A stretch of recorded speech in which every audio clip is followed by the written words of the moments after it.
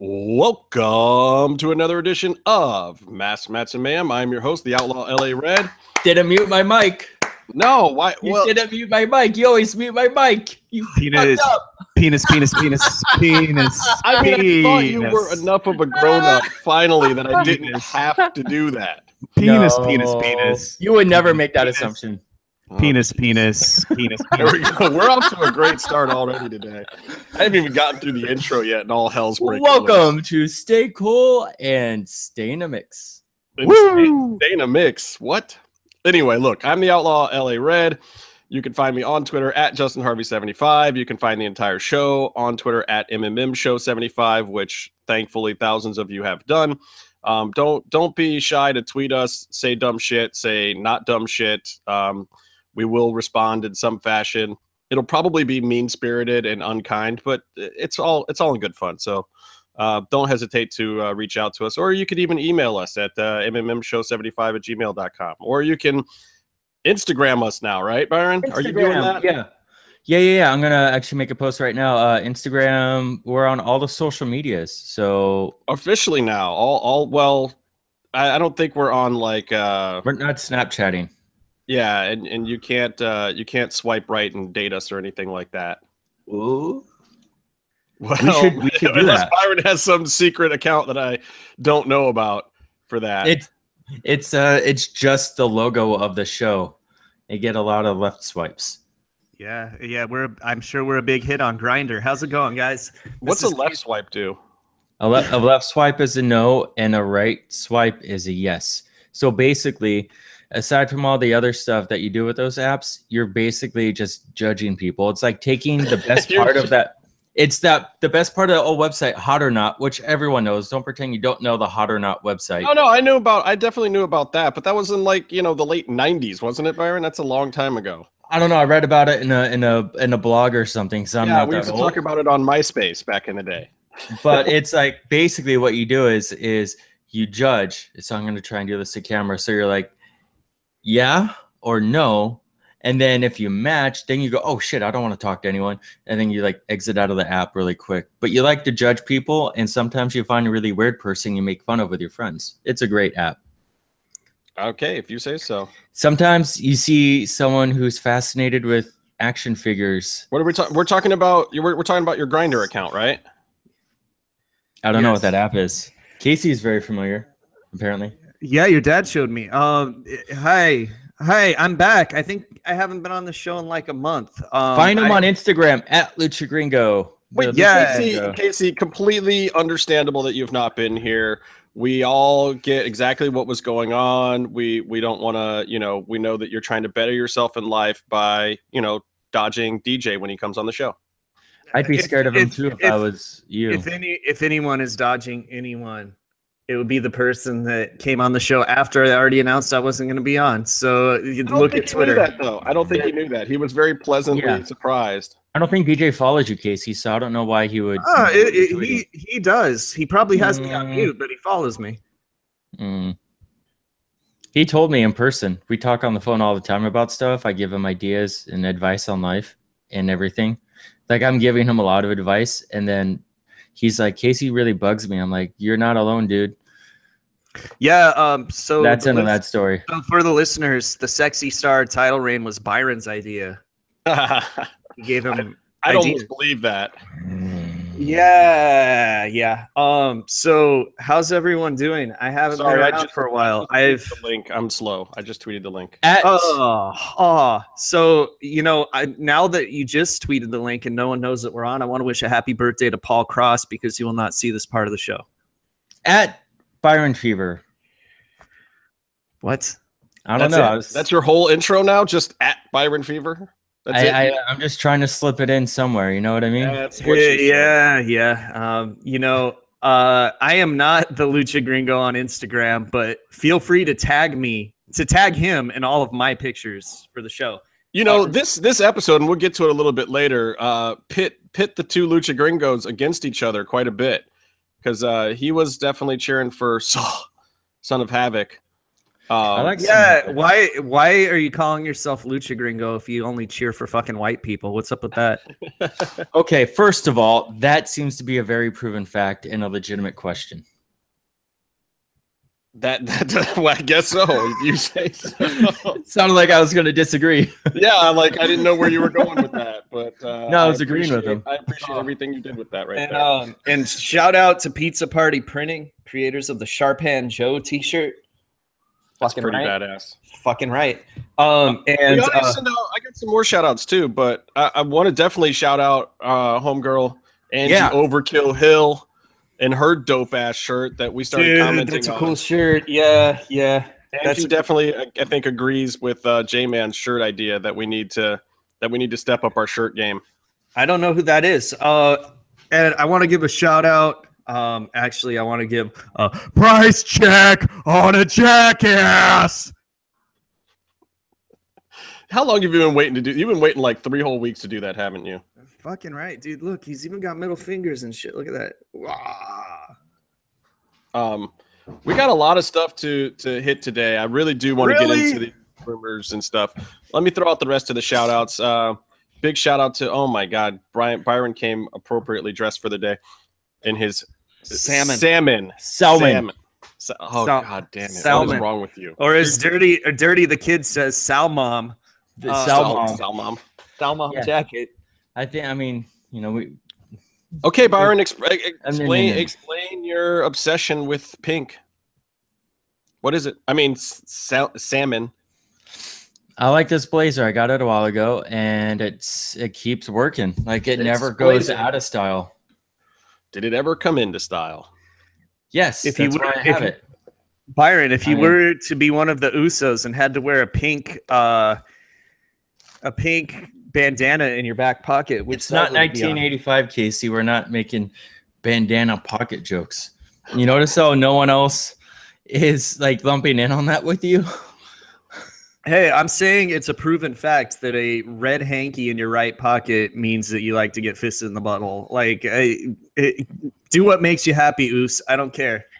That was a pretty dope match, though. I did watch Hell in a Cell, most of it. Oh, we should talk about that a little bit later, too, because I watched it as well. And I certainly heard people say good things about it. You didn't watch it, Byron? No, I couldn't find a bootleg feed in time for that match. Anyway, let me send a shout out to the homies over at Mass Republic. If you don't know who they are, you should. They are, I like to think of them as the American keepers of Lucha Libre to a certain extent, that kind of, help disseminate and proliferate the Lucha Libre culture up here stateside and Europe and all around the world now too. And, don't forget, Lucha Expo is only in 390 something days. when is it? It's like it's still like 300 days away, right? Yeah, but they're announcing cool shit, man. They got their own muscle figures now. That's fucking amazing. Like, there's 2 wrestling groups that have muscle figures: WWE, and it's just the legends, and then Mass Republic with the Lucha Libre guys. Great job on the merch again, Lucha Underground. Lucha Underground is barely a company. I want to give a shout out to our second favorite Cross on the MMM show, Paul Cross. It's his birthday today. Happy birthday, Paul. Hopefully you hear this or see it. Paul's in the chat room. He says, shove it up your pie hole, Casey. Byron is cool. Nice jacket.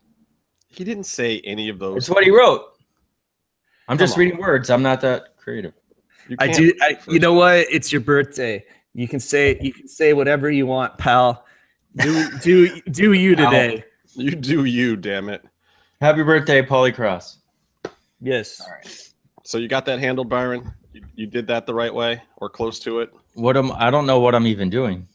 I don't know. I know none of us have ever known the answer to that question. I'm trying to Instagram post, and I'm basically my cell phone was like no, and now it's like bricked. I plugged it into charge and it had juice. I don't know. I'm struggling all around, but I'm wearing. Well, let me get back to So you were talking about figures, which brings me to my next shout out, which is to our homeboy Chris Roach, and I made a comment. I made a comment about how I thought it was funny that Rey Mysterio gets more mentions on WWE product right now than on Lucha Underground product. Yeah. Which I think he took a little bit of offense to, which is fine. I don't mind offending people every now and then. I have something to say about why, though, but let's finish your thing. Well, I mean, and Roach jumped immediately to his own defense and the whole Lucha Underground staff's defense of, yeah, well, remember all those fight packages leading up to the Johnny Mundo thing? Like, we gave Ray all sorts of airtime. My comment wasn't even really dissing what Lucha Underground has done with Ray at all. It was more to say that I find it very interesting how much WWE still talks about Ray, as in they're trying to do stuff with him. But when you think about it, it makes perfect sense. Like, they still make a ton of money off of Ray. They still have licensing deals with Ray, and Ray still makes money with them. I mean, he's still in video games. There's still toys that are actively being put out where they have licensing agreements in place with him to use him and his likeness for things that are out there. So, Ray and WWE aren't 100% fully in bed together, but they still have business together. I also think, well, it was Eddie's birthday. Happy birthday, Eddie. Yeah. And so that's why they even had Kalisto win, and they gave Kalisto a live mic on a live show for some reason. Okay, guys, Eddie's birthday. So he was referencing Eddie, and in referencing Eddie, I think he also name dropped Ray a whole bunch of times. And also it's like, it's Kalisto. So he probably knew two things, Eddie and Ray. And he said them like 10,000 times, which is better than the last time he got a live mic. Yeah, I'm surprised he didn't say I am inspired by an Eddie Guerrero thing. But Eddie, speaking of Eddie, still half of my favorite match of all time. Also speaking of Rey Mysterio, which was their Halloween Havoc mask versus title match. Still my favorite match of all time, and I don't see anything dethroning it, especially not this week on Lucha Underground, because Jesus Christ, way to put my favorite wrestler in the shittiest match I've ever seen in my life. We'll get to it. I don't know. Enzo had a good match. What are you talking about? Oh no, Enzo's my second favorite wrestler. Also, big shout out to Dante Oblivion and the whole Way Too Real podcast. Thanks to those guys. Yes. I totally plugged this last night. Those guys are great. I love them. Awesome. See, okay, and I misspoke. I said podcast, but they're not a podcast. As Dante has pointed out to me at several points in time, like, if you're expecting a podcast, don't listen to Way Too Real, because that's not what they're about. It's a party. It's just people hanging out. They're talking about shit they want to talk about, mostly Lucha Underground on the Wednesday night show that they do with Rachel and Mil Machetes and CJ De Niro and those guys. And Bosworth, I haven't seen him in ages, though. I hope he's all right. Anyway, shout out to those guys. Love those dudes. I love Dante's voice, too. Listen to that guy's awesome. So in summary, Justin said, don't listen to Way Too Real. Those words were in that sentence, and that's the only part I heard. Man, you and don't Dante listen just need to start trying to bury each other on Twitter just so I can watch. It'll be so much fun. Oh, I would never see it. I don't watch it on Twitter. They had Holly Miawi on recently. Yeah, and she's hilarious. That episode was actually really, really good. Modern day Lucille Ball. Kind of. She really actually kind of is. Did you see my face when I said that? Screw you. Another shout out to Kevin Flynn, just because he's Kevin. Fuck yeah, Kevin. He's the man. He takes good care of us. Second favorite Kevin of the podcast, also. Yeah, and I believe that Kevin may have overtaken Alberto as our #1 listener of all time by any stat metrics that I can account for. I believe that Kevin may in fact be one of the few people that has actually heard and or seen every single episode of this show. You know what, though? Alberto can take this back because, he's a DJ, right? So he can like play our shit with some fat beats behind us and completely clear out clubs so no one, like when it's time to leave. Alberto may also be a bigger He-Man fan than you and DJ combined. Oh, no, he is. His collection is fucking amazing. Sick. Yeah. It's fucking sick. Like, I follow him on Facebook or somewhere else, too, and, like, I just see all of his stuff, and I'm totally jealous, and I feel like I'm reliving my childhood through him as an adult, which is either really sad for me or really sad for him. I don't know. Also got to give a shout-out to our boy Jack Evans. Good luck with your visa. Maybe don't fill out visa paperwork stoned. Just saying. Yeah, and try not to lose your hair, buddy. So then when would he actually fill out the paperwork then?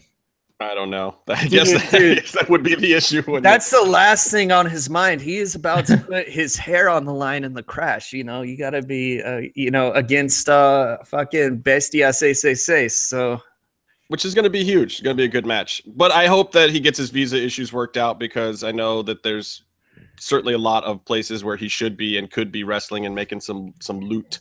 And I want to point out, it's Bestia 666 who doesn't lose his hair once to twice a year like his dad.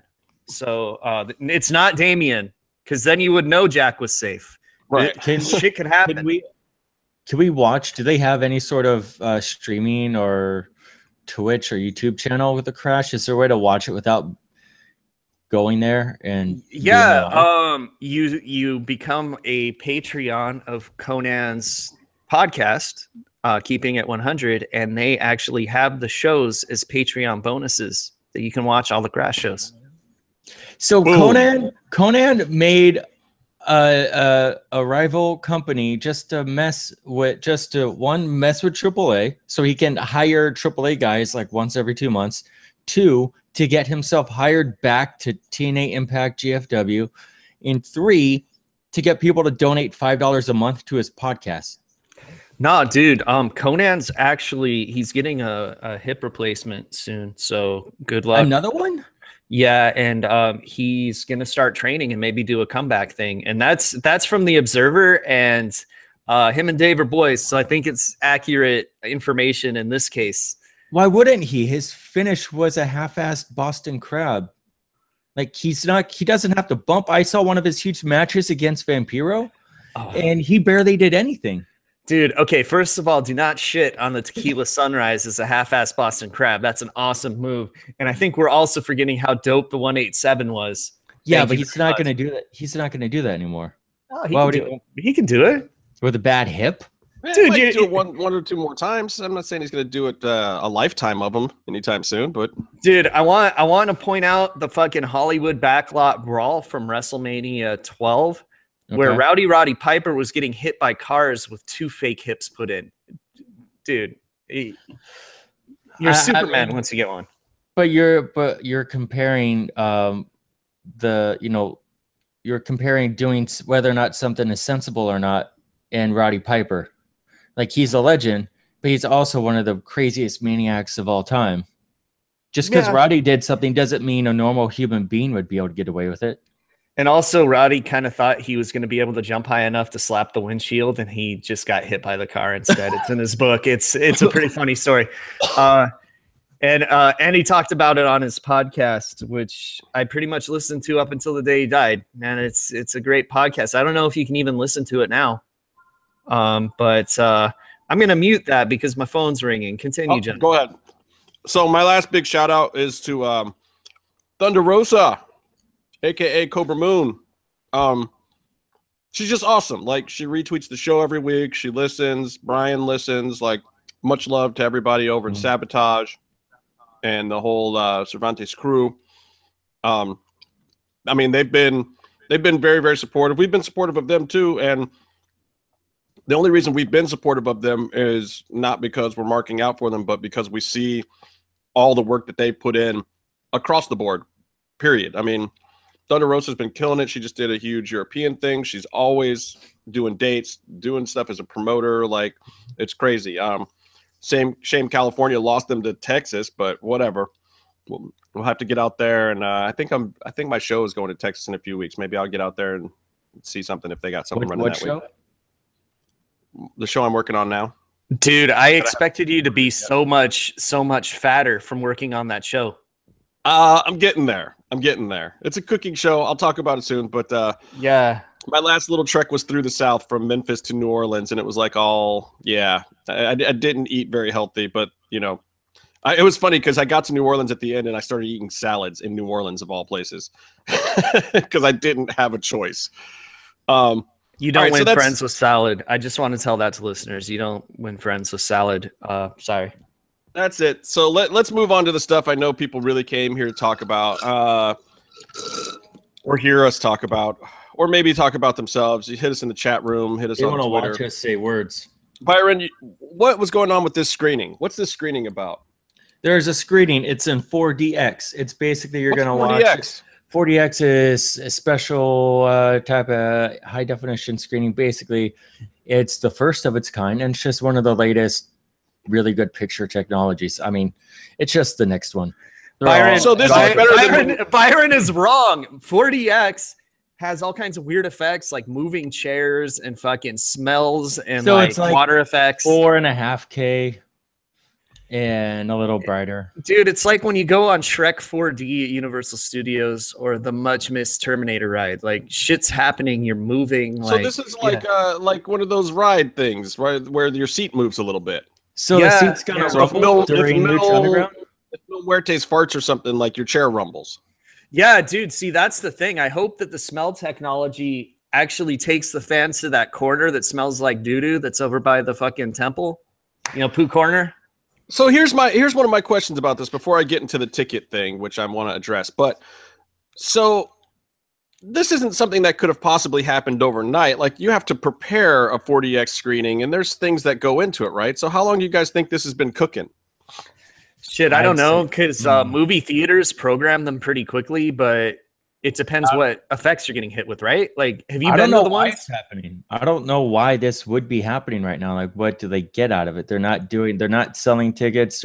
They don't have a theater big enough. I mean, this is clearly, I mean, if I were to guess, I'd say that they're going to bring some people that they're trying to make deals with, and they're trying to just show a little bit of the hype of how crazy and how awesome the show is. But it's not a real promotion.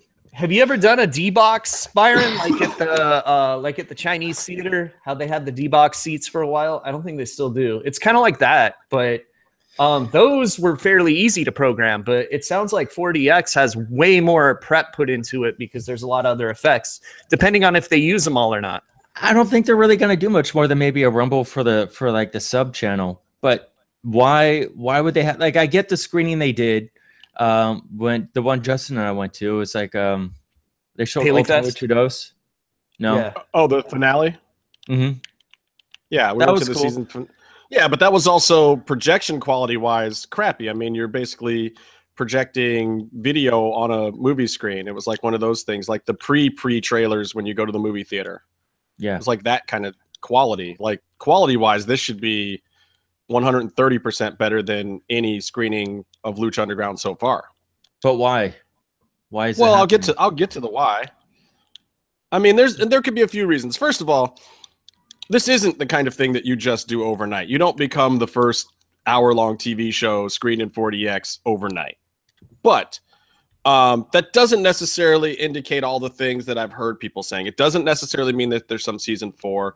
I don't believe it's even what you just said of maybe they're trying to impress some new people, because El Rey is putting this on, first of all. That's the first thing to know about this whole situation and why it's going down the way it's going down.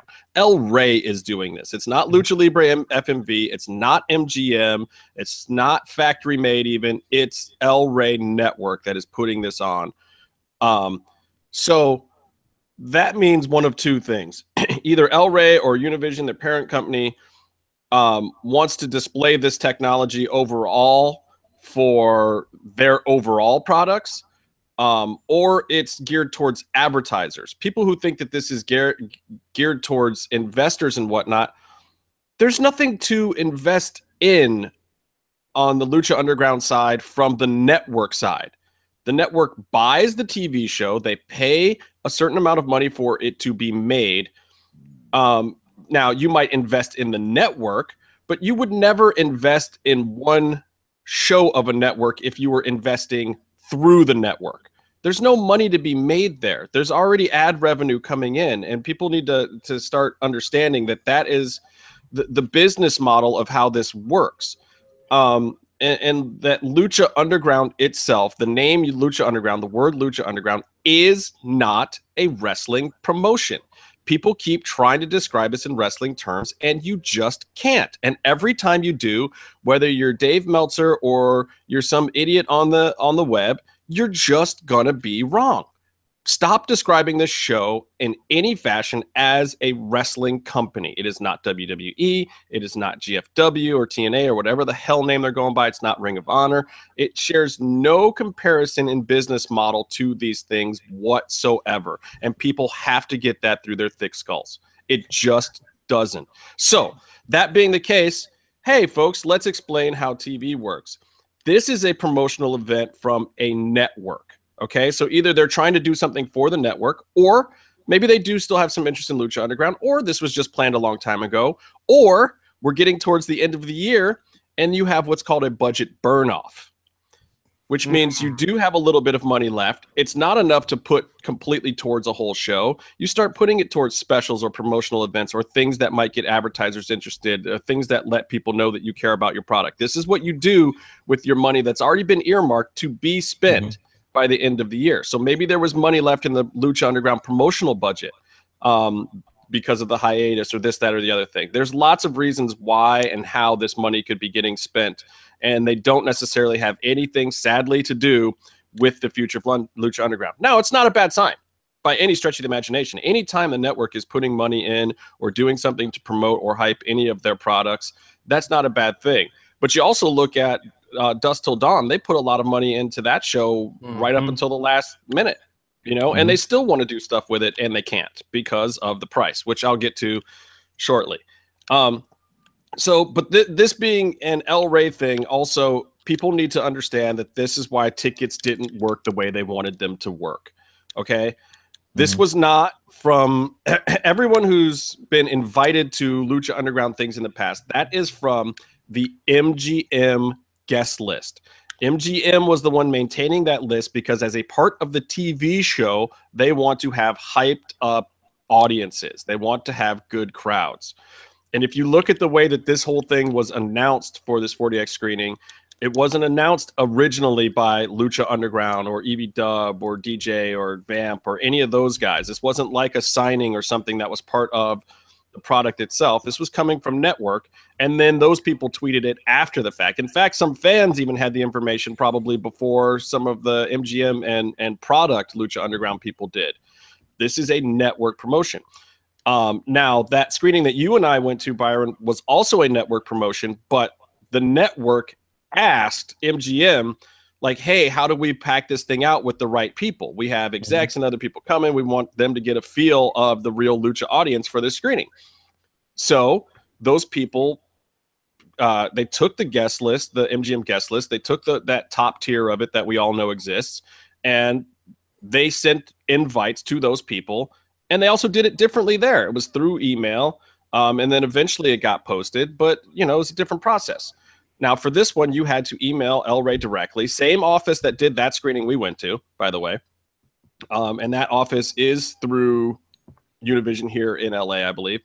And they set the whole thing up. Also, not a lot of fans are going to go to this thing. I think the total is 40 or something. And, you know, which means that they have bigwigs, execs, and other people already coming, and maybe some of their families and whatnot. So it wasn't something that really they should have ever opened up to the public, because they were only going to be disappointed in the first place. There was never going to be a whole lot of tickets. So I don't think this is a big venue. This is clearly being done for a reason, and we don't necessarily know what that specific reason is. But yeah, sure, they're trying to impress somebody. But I would imagine that it's more on the network investor side as opposed to anything specifically to do with Lucha Underground. And honestly, if you're a fan that wanted to go and is butthurt that you're not going, it's not a wrestling promotion or a TV show or a network's job to suck your dick just because you like the product. But maybe it is. I don't know. Here's the thing. Like, I know people are a little upset about it, but because of the lack of an announcement for season 4. That's because of a lack of opportunities to get hyped up. There's a reason why Lucha Underground was so special towards the end of season 2 and the beginning of the tapings for season 3. It's because fans really did feel a part of it. There were these special events going on. All the talent was talking about it all the time. Everybody was hyped up on the future of this product and what it could do. And especially around here, the local Angelinos and even the people like the Rosas that come in from God only knows where, like, people were hyped up about it all the time, and they felt included. And now people are starting to turn on the product because they feel unincluded. The problem is there's nothing to include you in. I'm sure they'd be happy to include a whole lot of people. They'd be happy to get fans hyped up. They'd be happy to get some storylines circulating or pump you up on talent. You know, like we saw between seasons, the whole hype between Ray and Johnny between 2 and 3. And that was amazing. Like they already started it between seasons. And they can't do that right now. They don't have a season 4 to do that for. They don't know what all talent's going to be there. They don't have the answers to do that. They could try to stimulate the situation, but there's also no one that works on the TV side in that office right now. DJ's not currently employed by Lucha Underground. Like, I'm sure he's got a contract to come back, but there's nothing to edit. There's nothing to write. There's nothing to say. There's nothing to do. EBW still works in conjunction with MGM and Burnett's people and all that. And he's working on helping with the WoW product. So he still technically has some employment there, but he's not currently working right this second as the executive producer of Lucha Underground on product. He's working on negotiating to get product, but they don't have a product right now. So everyone who's unincluded, sorry, there's nothing to include you in. This was a network thing that, you know, God only knows why they're doing it, but it's being done, and we should all be happy that Lucha Underground, if you're a fan of Lucha Underground, I guess you should be happy because many people aren't anymore. But they're not wrestling promotions. So this brings me to kind of this investor thing that people keep talking about from that damn article and those rumors that are going around. People are talking about how, you know, oh, they're bringing in investors to deal with the live product to help bring more money in for it and blah, blah, blah. That doesn't help you with a season 4. Everyone needs to understand, okay, Lucha Libre FMV is the closest thing to the wrestling promotion side of this. That's Dorian and his investors. When we talk about the initial investors, all those people are on the Lucha Libre FMV side. They got money together with Dorian, and you know, they started getting the licensing together. They started getting the concept together of basically bringing AAA guys up to the States in some fashion. And how would they do that? They got Rodriguez and Burnett on board. You know, that is the initial start of this company. When you're talking about investors, those are the initial investors, which, by the way, are not 100% paid off. They are being paid off. They are moving in the right direction. They still want a season 4 also. But they're not going broke like people keep reporting. They're not getting a return on their investment. They haven't seen all of it yet, but everything was moving in the right direction with licensing and this, that, and the other thing. And merchandise, believe it or not, is better financially for them than it used to be. The Hot Topic and internet stuff and some of the other distribution venues that they've gone down have helped, especially considering you know, live shows have slowed down and this, that, and the other thing. They're making money. They're making money. They'll get their money back, especially if the product keeps going, and they'll see a nice return on it. But I wouldn't expect to see a fresh influx of cash into that side of the investment anytime soon because there's no reason for it. They already put in their money. They already created the idea. They already put it out there. They already got all the licensing together. They already have T-shirts and stuff out there. There's nothing really to invest in on that side except maybe a live tour or whatnot, but that live tour means nothing if there's no TV show. So I wouldn't expect that any big investor that people are talking about is coming in just purely to do that at this point in time with no announced season 4. That would be foolish money spent. That would be a bad way to spend money if you were to invest in Lucha Libre FMV as owners of the Lucha Underground brand name and promotion side of it. There's plenty of investors in there. They have more money too that they could all be throwing in themselves if they wanted to, but that would just be bad business, people. And that's not how you do business. You invest in something, you throw more money into it when it makes sense and when you're going to see a return. But without a confirmed season 4, there'd be no reason to do that. And that doesn't help a season 4. Okay. I want everyone to say hi to my 17-year-old cat, Flea. He's a good boy. Hey, Flea, what's up? What's up, Flea? He's my buddy. Now, is that He's a a good rescue? boy. Did you get that from Holly Meowie? No, I got him from the Tiger Lily cat rescue. But yeah, he is a rescue. All my cats are rescues. But, How many cats do you have, cat lady? 3. Hmm. Yeah, they're pretty cool. I mean, they're the family cats, but Yeah. yeah, they're all doing good. You know, he's 17. My cat Miles is like 14 or 15, and then there's Captain Morgan, my one-eyed cat. He's 7,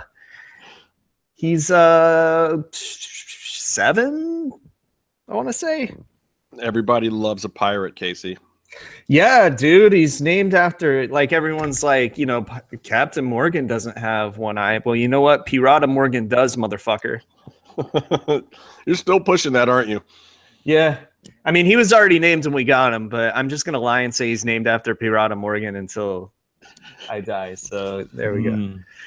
All right, so let me talk about the current rumor. That's all last week's rumor. So the newest rumor that Wrestling Observer. The newest rumor is that yes, Son of Havoc is horrible. No, that's not a rumor. I'm sorry, it's a fact. Oh God, I'm sorry. Wrestling Observer and then Fightful Online and a few other places are reporting that Lucha Underground is being shopped around. Okay, I'm going to explain this, and I'm going to try to explain this very succinctly. First of all, at best, the nicest thing I can say about that is the wrong terminology. Mm-hmm. You cannot shop something that is legally under contract somewhere. And right now, Lucha Underground is legally the United States television property of El Rey Network, period. That means until that contract is up, they're not shopping anything. They're not allowed to. They can't do it. It's just the way these contracts work, unless there's something I don't know about, but I don't believe that there is. They are not shopping anything. And it is a very serious legal infraction if they did. Correct. Now, there's certain ways, and I'll get into that, but the way I understand it, of what's going on here is Lucha Underground, the show that is made by MGM basically as one of its producers for El Rey Network, is they have until sometime in November to sign the option for future seasons. At that point in time, if nothing is signed, then the television rights to the show will revert to MGM, and it'll be up to them to figure it out from there. And we'll talk about that in a second. Until that happens, MGM and Lucha Libre FMV or anyone else who has a stake in it cannot shop the product somewhere else. That doesn't mean they can't say the obvious thing to people. Like, it doesn't mean they can't call up NBC and say, hey, just so you guys are aware, El Rey still hasn't signed our deal for future seasons yet. Talk to you in November. Yeah. Doesn't mean they can't make some phone calls or say some stuff. But the term shopping is absolutely wrong until the point where El Rey officially passes on the show or picks it up or something else. Like, they can't do anything. Now, again, that doesn't mean other people out there can't be informed that, El Rey still hasn't done that. They really can't discuss legally how the negotiations or proceedings are going, but they can say the obvious, which is that nothing has been signed yet. Wink, wink, hint, hint, nudge, nudge. And that would hopefully get a proposal for real shopping of the product that would come maybe as early as, 10 minutes after that deadline is passed. But until that happens, the term shopping shouldn't be used by anyone. That could get people that work in the business in trouble. And hopefully no one on the El Rey or MGM or Lucha Libre FMV side or any of the other companies involved, hopefully none of them is saying that it's being shopped, because that's just dumb. And that's just not how you do business in the TV world. And I would imagine if anyone is doing that that's involved, they would be from the wrestling side and not the TV side. Because we all know no one from Lucha Libre FMV is dumb. Yeah. Yeah. But what about never mind. Listen, brother, I think we should move on, brother. No, but I want to finish this for a sec, though, because the other thing that we've talked about is, no, it's Lucha Underground is not being shopped yet, quote unquote. But also, they might not need to. Do people not understand who the fuck MGM is? They own a network. They own Epics. Yeah. They might not need to go anywhere. Plus, Lucha already has a deal in place for seasons 1 and 2 with Netflix.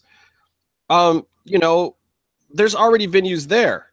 And if you look at Netflix, like, they don't do live sports. They could really use something that feels like a live sports kind of thing without having to deal with the live aspect of it. They don't want to do live broadcasting per se.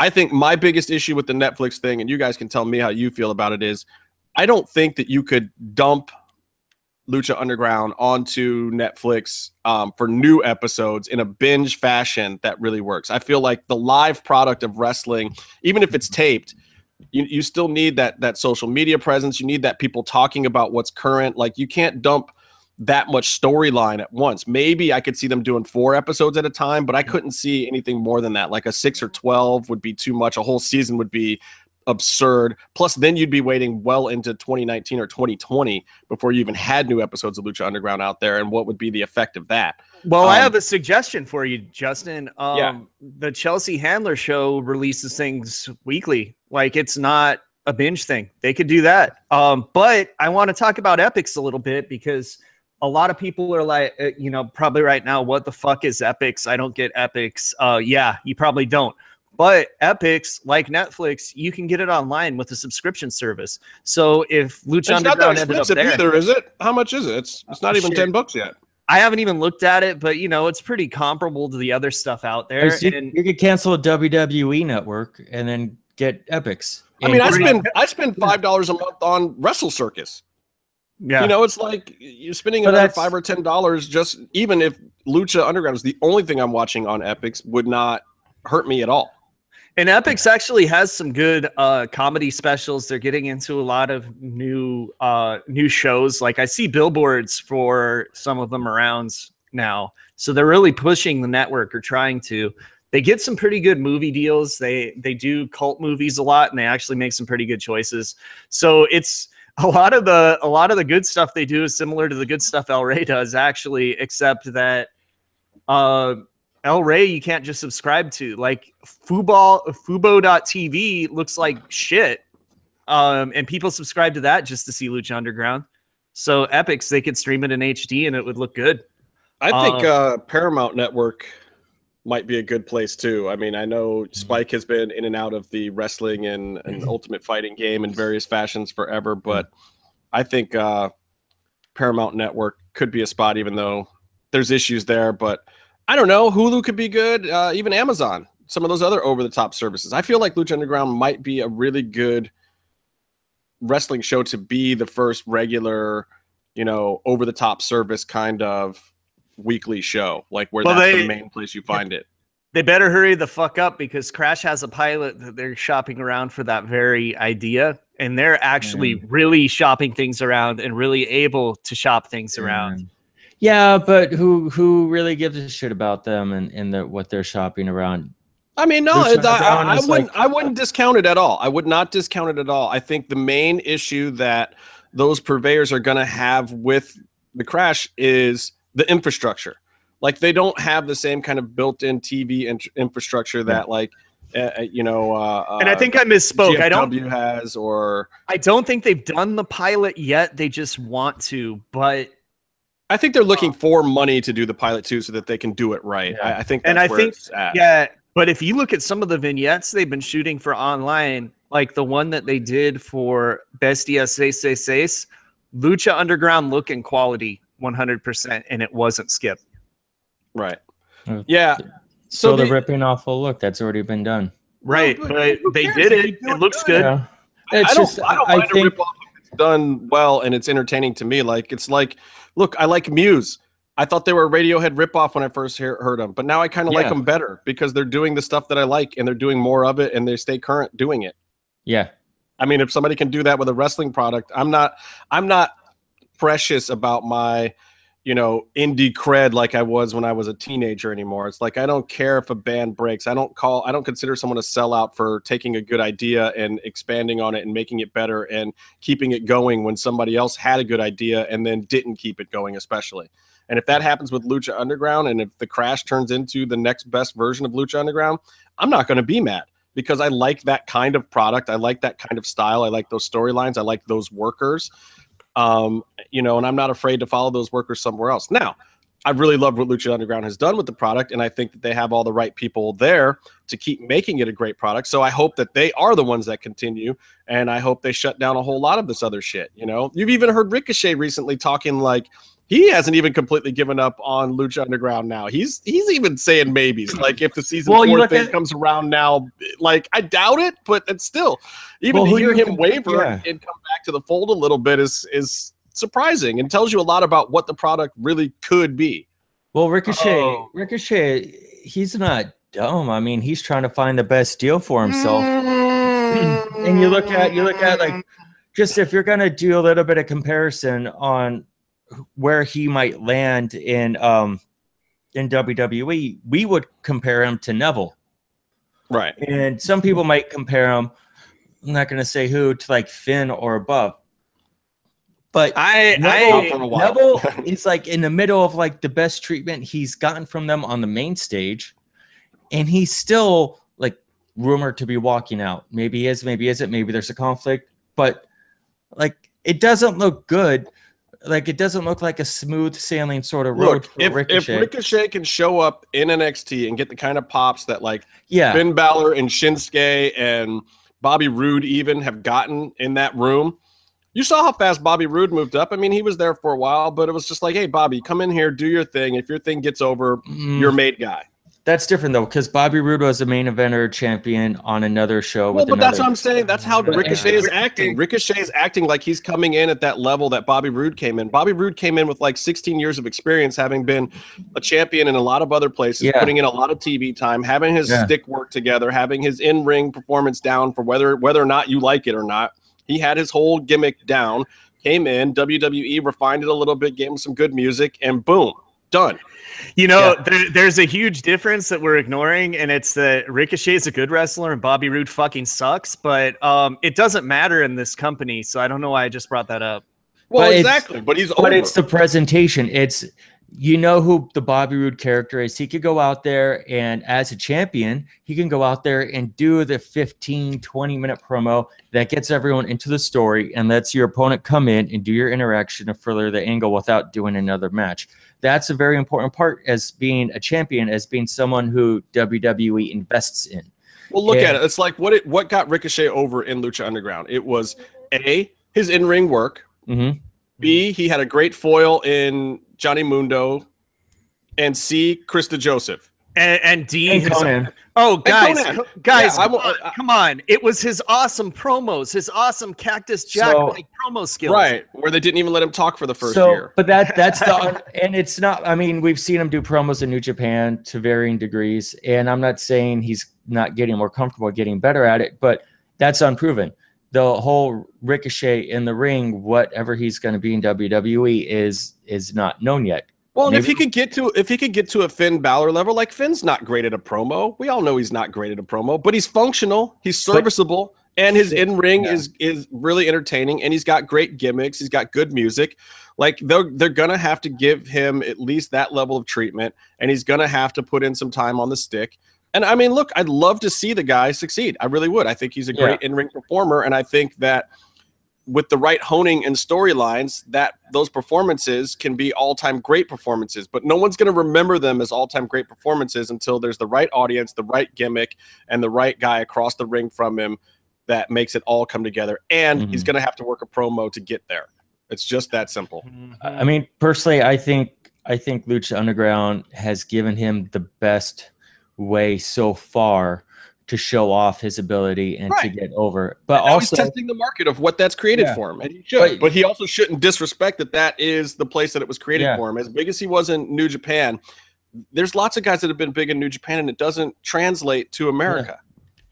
And but also I think it's perfectly reasonable for him to want a next level situation from Lucha Underground. Like the mask thing, I think is something that's common knowledge, that for him to really get as much as he can get out of what Lucha Underground's doing for him, he needs to be able to show his face. And he needs to be able to get better at promos. And Lucha Underground has done the best anyone has done at giving him at highlighting the things he does well, and making what he doesn't do that well look really good. Honestly, you guys know I disagree on the mask thing, but I do feel you on the rest of it. The mask thing is fucking dope, dude. I don't need to see. I love the mask thing. I love the mask thing, but I'm thinking for his personal interest, his best situation, because Lucha Underground is not full-time wrestling every week, at least not now. I don't know if it's going to be. So he needs to be able to sell his brand somewhere else. I got you. Well, a lot of wrestlers have had that problem. When a company comes up with your gimmick, and that gimmick gets over, and then it's time for you to test the market somewhere else, and you don't have that gimmick. I don't feel like he's in too much jeopardy there. I think that he did a very good job of positioning himself as Ricochet outside of Lucha and Puma inside, to the point where it was really no secret to any real wrestling fan out there at all. And he did it without really busting up kayfabe to do it. And I thought that he did a better job of that than most people have. And I think that's because the Ricochet thing was definitely already somewhat over on the indies before Lucha Underground, which really helped him. Hey, Paul's in the chat. Happy birthday, Paul. Happy birthday, Paul. We did like 10 minutes on how you are our second favorite cross and stuff, but you missed it and you spell it different, but you know.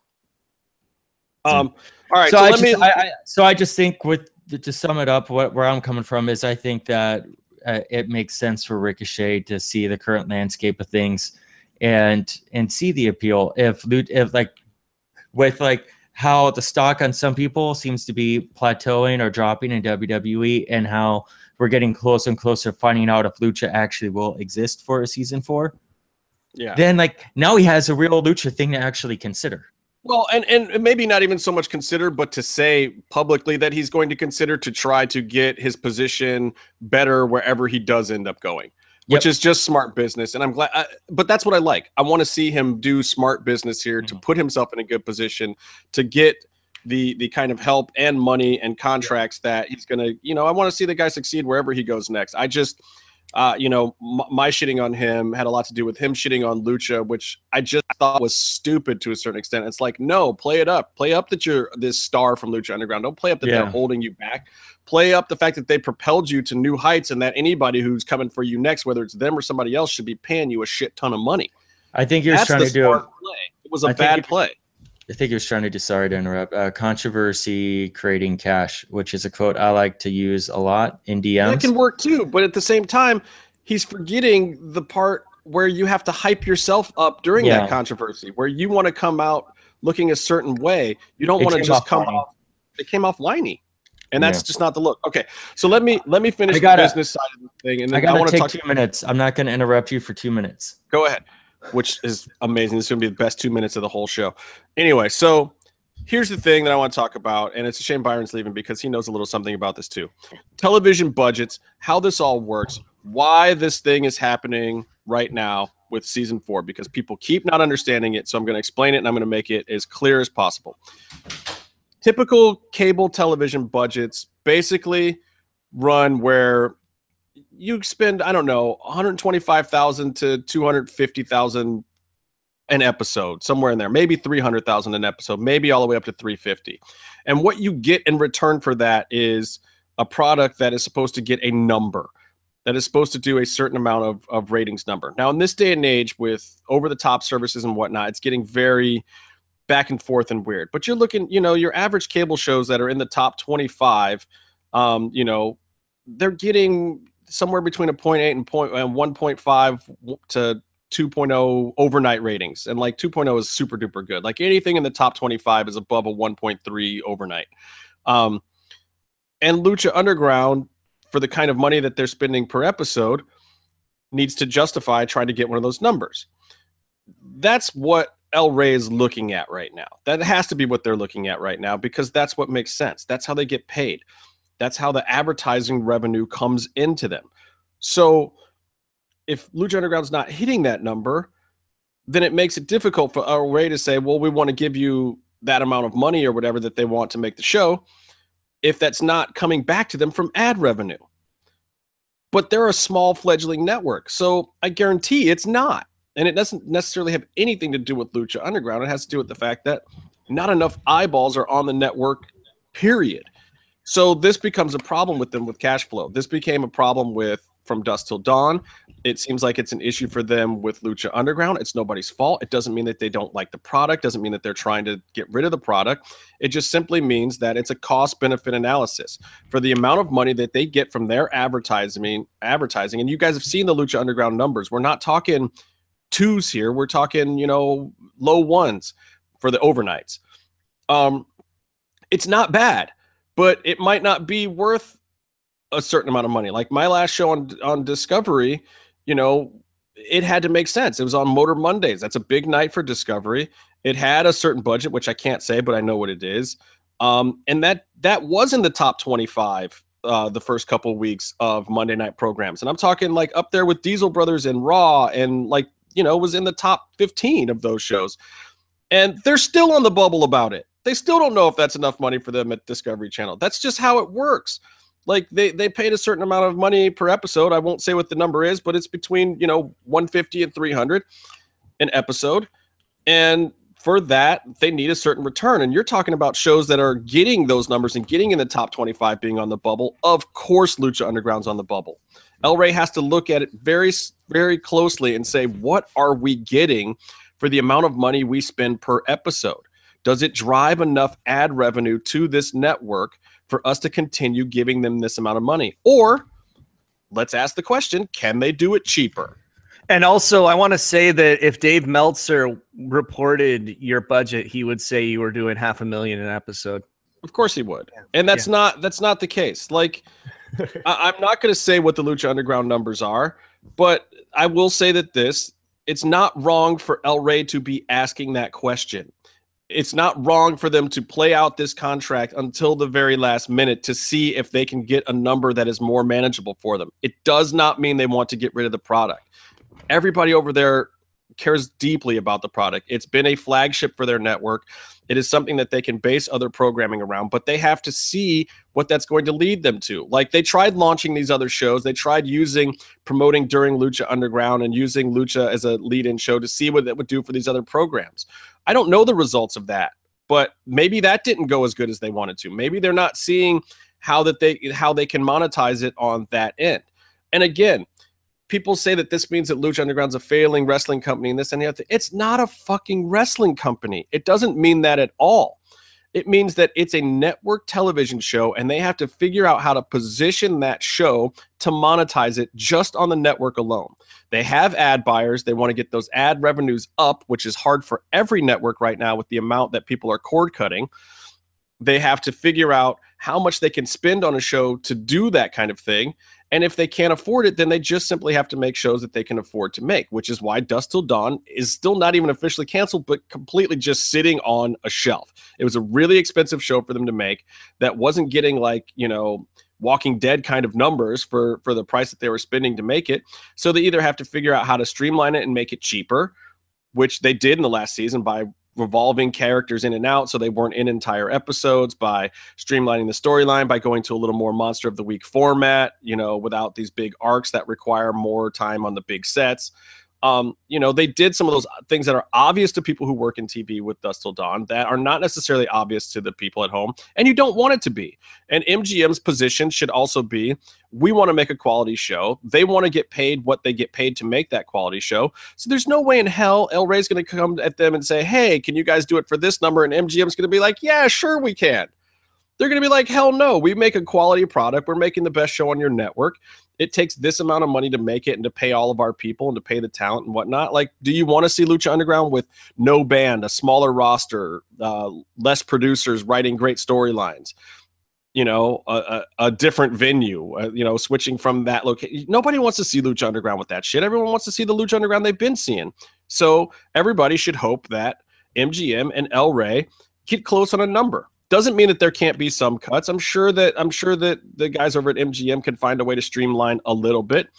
But who knows if they can find exactly that number. Now, I will also say this. I know that all the people involved would love to announce a decision before the show goes off the air, which means 1 week.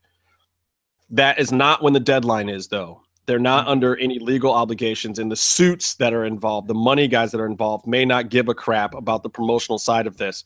all the creative people involved on both sides, the El Rey side and the MGM side. I'm sure Skip would love to make an announcement. I'm sure Robert Rodriguez would love to make an announcement. Burnett, Evie Dub, DeJoseph, Roach, all of those people, Dorian, all those guys would love to make an announcement before this thing goes off the air. That's what's best for all of them. That may have nothing to do with what the suits and the people who are actually working out the contracts will allow or let happen. That's just the way it goes. But you know, if you look at networks in the past that have done well, and I think maybe more the problem for all of us is El Rey Network itself. Look at networks that have succeeded, like even MTV. MTV is a great example because they took product that was already being made and produced by the record labels, just stuck some VJs up there, which is really simple pedestal, couple camera shoots in a studio in one location, have them talk about it and play stuff that's already been paid for. Yeah, essentially they were playing commercials. Yeah. They're playing commercials, and they were popular commercials, and it was fun and it was cheap and they made piles of money. I mean, you got to look at, you know, what succeeds. Like, and it's not surprising that MGM and El Rey are a little bit at odds. Look at what Burnett does. Burnett makes stuff bigger every year. Like the, you know, Celebrity Apprentice wasn't always Celebrity Apprentice with Arnold Schwarzenegger. It started off as The Apprentice with Donald Trump as the only famous person involved who wasn't even that famous at the time, and a bunch of no-name business people. Then it became Celebrity Apprentice. And then it kept getting bigger and bigger and bigger. Burnett goes bigger.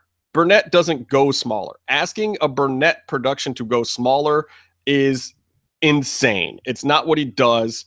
It's not what he's going to do. It's not what the MGM's arm of his company, you know, now that they own Burnett or whatever, it's not going to happen. They might skinny up a little bit for a season or two, but they always want to go bigger. That's how they think. That's why they make good product, because they think big. They did helicopter shots for this first season of Lucha Underground. You know, they're not trying to go backwards to a drone shot that does the same thing now, unless they have to. But what you want, what a network wants, is they want the Tyler Perry model. They want a movie that is made for $6 million to make $80 million, where it doesn't have to be a $110 million movie that makes $140 million. If you think about it, the profits that a guy like Tyler Perry makes compared to even some of these big budget action movies are amazing. Medea is the limo guy confirmed. Yeah, I actually hope that that's the case. So it's just, people have to understand the TV business. It's coming. One way or another, you're going to get an answer. So here's what's going to happen. Let me break it down for you. By the first week of November, you're going to have some kind of answer, I believe, is the date somewhere in there. I'm not going to report what the specific date is, but there's going to be a few more weeks at most before there is some kind of answer. That answer could be one of several things. It could be, there's a green light. Season 4's a go. They've worked out some kind of budget. Everything's cool. The program could change from that. Like maybe they come to a lower budget conclusion. Maybe they don't. Who knows? Maybe someone does come in and finance the gap between what El Rey is offering and what MGM wants to offer. But what are they going to get out of it? And I don't understand that. People talk about this investor thing. What are they investing in? Getting ad revenue from El Rey that they already don't have enough of? Getting distribution from MGM, who's already, you know, getting a piece of that, who's already in tons of other countries? Like maybe they open up new countries. Somebody comes in and invests to go to new markets and get some of the syndication off the show. That's about the only other place where I can see that they could monetize it on the TV production side. So maybe somebody comes in and fills that gap and does some gap financing there. I don't know. But I think you see that El Rey will go with that they might come up with an agreement. Okay. So if they come up with an agreement, super awesome. Great. Except it could be a weaker product. We don't know yet. We'll have to see. And I don't know that we'll ever know until they start making that product. I don't think anyone's ever going to say, yeah, we decided to make the show for 100,000 less an episode. Like no one's ever going to get that information outright. And if I do get it, I guarantee that I'll find that out and be told very specifically not to ever let anyone know that information. And I won't. I will. I'll tell everyone. Well, that's why I won't tell you either, son of a bitch. God damn it. Mealy mouth bastard. So that's either going to happen, or We might hear a green light in the next couple of weeks. I know a lot of people involved are pushing for one to be done today. Don't think it's going to happen today, but maybe before next Wednesday. You never know. That would be the ultimate scenario, that we hear some great news, that everybody caved and everyone's come to an agreement, and this thing is season 4 greenlit through season 4, 5, and 6. Because that's the other thing. They're probably not going to renew for just one season. This will probably be a deal for another 2 or 3 would be my guess, or at least options for up to another 2 or 3. So hopefully that's what happens. Or it takes until whatever the actual deadline is, which is going to be before the end of this year and most likely in November. And at the point that the deadline is reached, either they will say, yes, there is something going on. We are extending talks, or we have a deal in place. Or if you don't hear anything, it probably means that the rights have lapsed and gone back to MGM.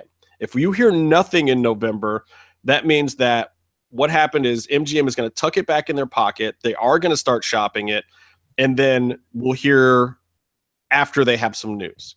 If you hear absolutely nothing by November, that means MGM has the rights back, and they're going to wait until they have something to actually say before they say it.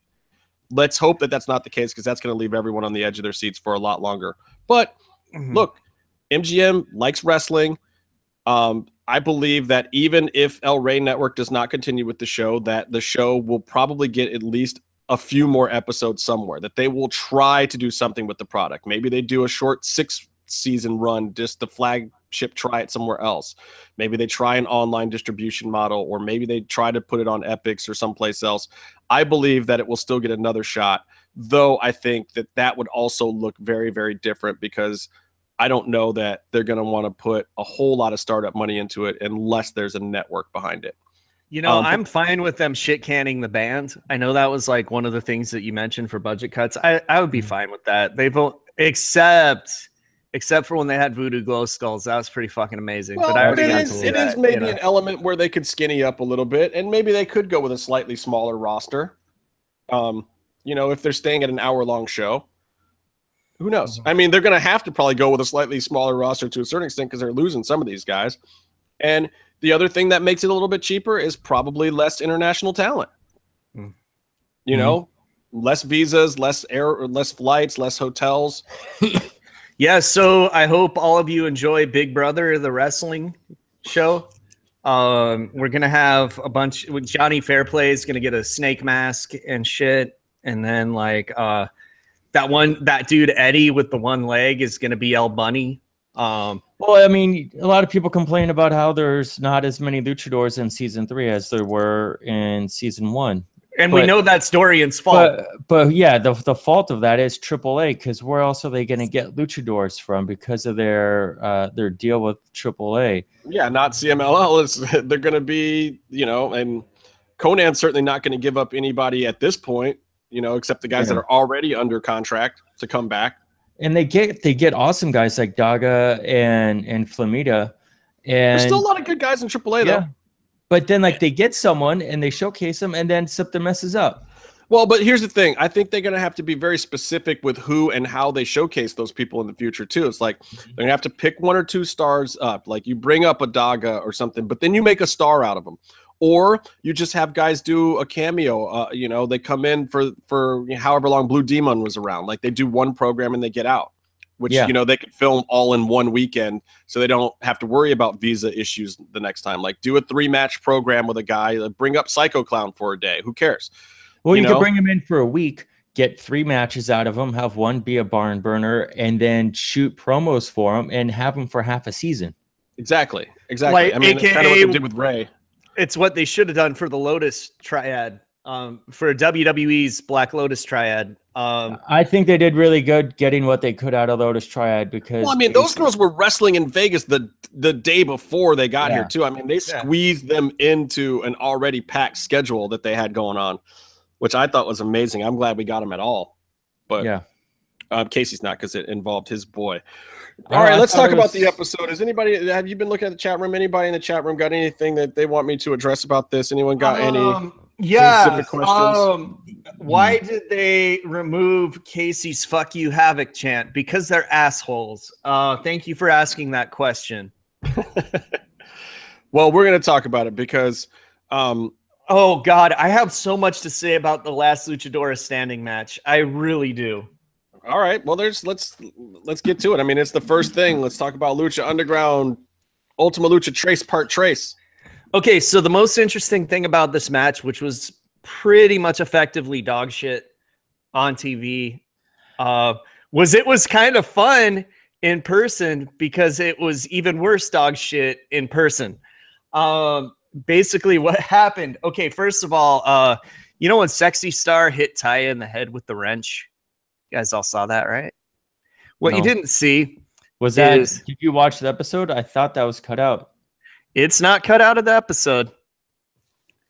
The wrench, which you don't see, flies into the audience and hits a fan in the head that's in the front row. And since he's some noob ass in the VIP section, he didn't fucking sell it. He just stood there as a foam wrench bounced off his fucking head. Let me tell you something. If you motherfuckers know this person, I want you to pass this message along. If you're in the audience of a wrestling show and a prop hits you, act like you're fucking dead. And then when the ref checks on you, squeeze his fucking hand. All right? Just do that. Okay? Well, yeah, if you don't, Mil Muertes will actually break you in half when his match comes up. Oh, exactly. I mean, come on. He'll make you sell it. Also, I want to point out Taya did a great job in this match because it must be very, very hard to work a last person standing match with someone that does not know how to count. And this is a proven fact, okay? Because I know some people are going to defend Sexy and say, oh, it's because the ref was counting in English. Bullshit. Because I was there for the fucking Pero tribute when she was doing the 10 bell salute and she did fucking 11 bells. I'm happy with 11 bells for Pero. You know what? I am too, but it just reinforces the not being able to count thing. I thought you want to talk about the finish already. So, Casey, explain how the finish went down live because it is a little bit different on TV. It's not even just the finish, by the way. It is telling that they used a single shot of her without anyone else in the match for her standing up. They used a cutaway of her standing up, but throughout the match, she did not stand up for 10 counts. Yes. She is a trained, undefeated boxer. The only other sport where you need to know to stand for a 10 count. That's a good point. That's like actually probably the wittiest and most interesting thing you've ever said, Byron. I've had that go over a year to stew about it. Jimmy says the audience members who don't sell should never be allowed back, and I concur wholeheartedly. I thought Taya looked really vicious and mean and came across really well and tough. She did a lot honestly, I thought Sexy did a little bit too. I like the chop fests, as Mil Machete pointed out too. That I thought the chop fests were part of the best part of it. I mean, those girls were lighting each other up, and Sexy's outfit that's like open up here is not just to show off this stuff. It's Taya was getting a hold of her. Some of those were not sweetened audio wise. There was some serious chopping going on, and I like the fact that they get in the ring. Taya starts running the ropes. I don't know if that was planned or not because she should know better. But then Sexy is immediately grabbing the ropes every time instead of actually running them. And I was like, thank God somebody agented this match the right way. Like somebody said, Sexy, no. When you get thrown into the ropes, you grab the rope, hun. You don't try to run off of them. You're not that person. This wasn't like the match right after that where they're doing a crisscross, and even Madelson was kind of a half step off because he's so damn big. Oh, what a surprise. What a surprise. Oh, come on. He's not that bad. He was actually good in that match, which I'll get to in a second. But I love at the beginning of this too that, and this is, keep in mind, way before the Sexy Star at Triple Mania stuff was going on, the pop for Taya coming out was bigger. It was absolutely bigger than the pop for Sexy Star. And everyone was cheering for Taya through the whole match live. Yeah, which is kind of satisfying that it gets to there for at least a little bit of the feel of the match for the end of the season. And I know they probably sweetened it the other way. But even on TV, it's still, you could still tell how much that crowd was behind Taya. It's one of the things I like about Lucha Underground is they're not afraid to let villains and heels and Rudos get over. And Taya was definitely the more over of the two in this contest. I thought the brass knucks thing at the beginning was super weird. Mm-hmm. Why bring them out and then not play them there? It seemed strange to me. Yeah. There was a lot of this. I mean, we're going to talk about it later. It's like a timing of an interaction where they both have them. Sexy kicks him away. It's like, and then where did Sexy's even go? I don't like hers just aren't there all of a sudden. They probably both had brass knuckles. They probably bounced off another fan's head that didn't sell it. You know. Yeah. I mean, they probably Taya looked great, by the way. Before we get too far, I just want to say that she looked amazing. Justin, you need to picture all female wrestlers as Dwayne the Rock Johnson, and you'll stop being so creepy on this show. I'm just saying. It's the Rock test. I'll send you an article. Interesting. Byron read the article, right? That really already kind of ruined it for me. Wow. I'm going to say that works. He's a handsome man, Justin. No, that ruined it for me. She came out with a bat. I wish she smashed Sexy in the head with it a whole bunch in the match. These guys do not believe that if a gun is shown in the first act, that it should be fired sometime during the climax. You know.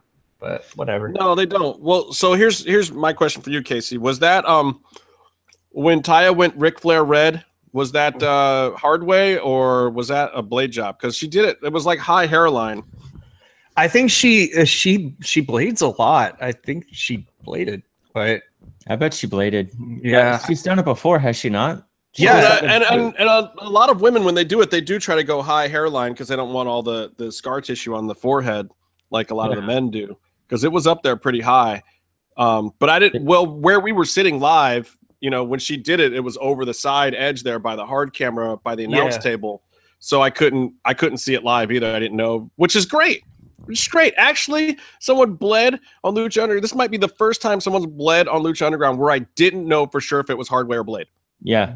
How about the bottle? Like the cage in the middle of the ring with the manager slapping the mat. And I mean, like some of them have been so bad in Lucha, and I love the product, but some of the blade jobs have been so obviously bad where like the other people involved in the match didn't distract the audience. They're like in the center of the ring, dead under the spotlight, reaching in the trunks, like going back and forth like that. Like, some of them I remember watching one guy, he was blading after he just got destroyed by a move, and then his opponent comes over and starts giving him cross faces from while he's blading. Kind of a dick move. Maybe don't do that. Well, if you want some good juice, I guess probably a good way to squeeze the orange. Hey, no, don't kill the replacement Casey's is what I'm saying. Don't kill the replacement Casey's for this podcast. Oh, did I just totally reveal who that was? I'm sorry. Yeah, not at all. But I like the Ric Flair red on her. It looked good with the blonde hair and everything. That's the way to do it, folks. Like she left the hair a little frizzy in the front. That's what I'm talking about. You have fucked up fetishes, Justin. Jesus. But I liked it. Thing.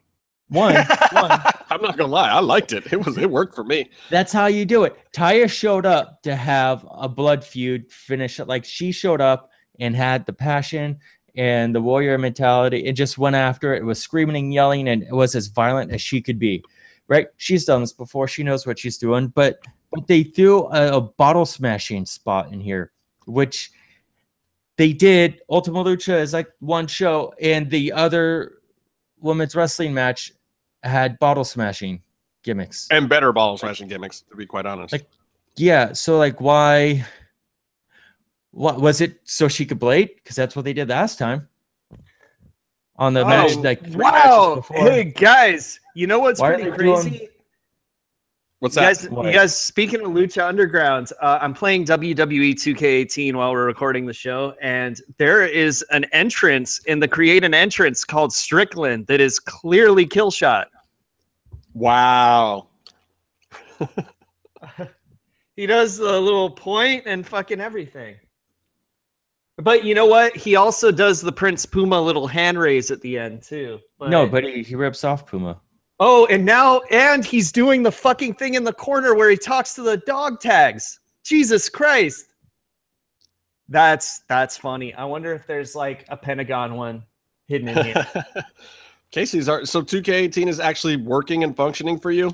Relatively. This is a 2K game that hasn't had the day one patch come out because if you get the deluxe edition, you get it early. So it's not supposed to be out for everyone until Tuesday. And I'm hoping there's a patch because this game's fucked up Already. But Vader has his helmet. So 10 out of 10, everyone buy it. I remember this time last year after Lucha Underground was done taping, we were talking about 2K17. Yeah. There's been 2 whole WWE games to come out since the last time that Lucha Underground taped. A lot of stuff has changed since the last time Lucha Underground was taped. I know, like you can almost say salmon the right way now. I use every letter given to me. Salmon. You know, the first time Byron said Salm, I can't even say it as wrong as you do. The first time you said it that wrong way to me, I really questioned like whether I should still be friends with you or not, or if I should say something, or like it was a really awkward moment for me. You made it very awkward for me. It's a divisive issue. A lot of people draw the line there. It's really it's been really tough to remain. How do you just randomly pick letters in a word, not Sam? Salmon. That's how it's spelled. Hey Byron, say psychology. I'm not doing your homework for you. Okay, so I want to talk about the ending of that match too. First of all, I did like that they were working stiff. They were probably working stiff because I don't know that they were very good friends in real life, even at that point. And Sexy tends to foolishly send in a couple hard shots every now and then and not expect a receipt for them. But I think Taya gave it right back. I don't know if all those chops were planned to go down the way that they did. And some of those bangs into the fence were a little stiff, but not as stiff as down in Mexico. I think they were still. I think they were friendly. I think they were friendly and working money programs together back then. Okay. So I remember you would kind of think that they were mad at each other, but I think they were good. The last spot, we talked about some of the stuff you guys haven't seen in this match that was kind of and this match was quite a bit longer live, as were all the matches on this particular episode. Let's also, while Justin takes a break for bandwidth issues, let's bring up the fact that Sexy Star, due to the technical rules of a last Luchadora standing match, never actually stood up. If you're leaning on something, you're not standing up. Oh, and also, Byron, I want to say that the Disco Inferno, MMM show listener, the Disco Inferno has an entrance in this game as well, and I just gave it to Vader. Yeah, but this is new motions, and it looks great to give to Vader. What new motion is it? Is it where you tip him extra at was it Rendezvous or wherever he works? So then he gets you a good room without one of the secret cameras or something? Because he works in a strip club. This is speculation. He's the Disco Inferno. He dances. Hold on. The Disco Inferno does not work in a strip club. The Disco Inferno works in a 4-cornered circle ring. I wish I had something better for this, but it's an hour 3. Yeah, I know, and we lost Justin and shit. And but here's the thing. So the last person standing match, you're very clearly supposed to be standing on your own 2 feet. It's a dramatic scene at the end of boxing matches, like at the end of Rocky, or even some real boxing matches, or last person standing matches in wrestling, where you climb up and you let go of the ropes and you stand on your own 2 feet under your own power at the end of a match, and you hold your arms up and you're victorious. Sexy Star barely climbed and lied down on a table to win. You know, in the edit, they pulled everything they could to make her look like she actually technically won. I wish that they just showed Taya standing up and walking away and said that she won. But I just don't understand how you have a last person standing match and you still don't actually have a person stand up at the end of it. Oh, so there's an entrance on here called Fearless that looks a lot like Pentagon to me, but he does a little bit of a Sabu point at the beginning, but this might be Pentagon's entrance. Yeah, it's definitely Pentagon. Okay, so yeah, the entrance in WWE 2K18 called Fearless is Pentagon's entrance because he's even slapping his head and shit. Oh, he does the head slaps? Yeah. Okay, that's him. He hasn't done a Cero Miedo to anyone yet, but he's just getting to the ring. Let's see. You think he can? They might be able to. I mean, they pretty much put Shinsuke in the game 2 years before he signed. Oh, wow. Yeah, I mean, they've been doing that kind of shit for years, but this... Okay, you know, it seems like... Okay, they basically... Okay, yeah, he just did a fucking Cero Miedo.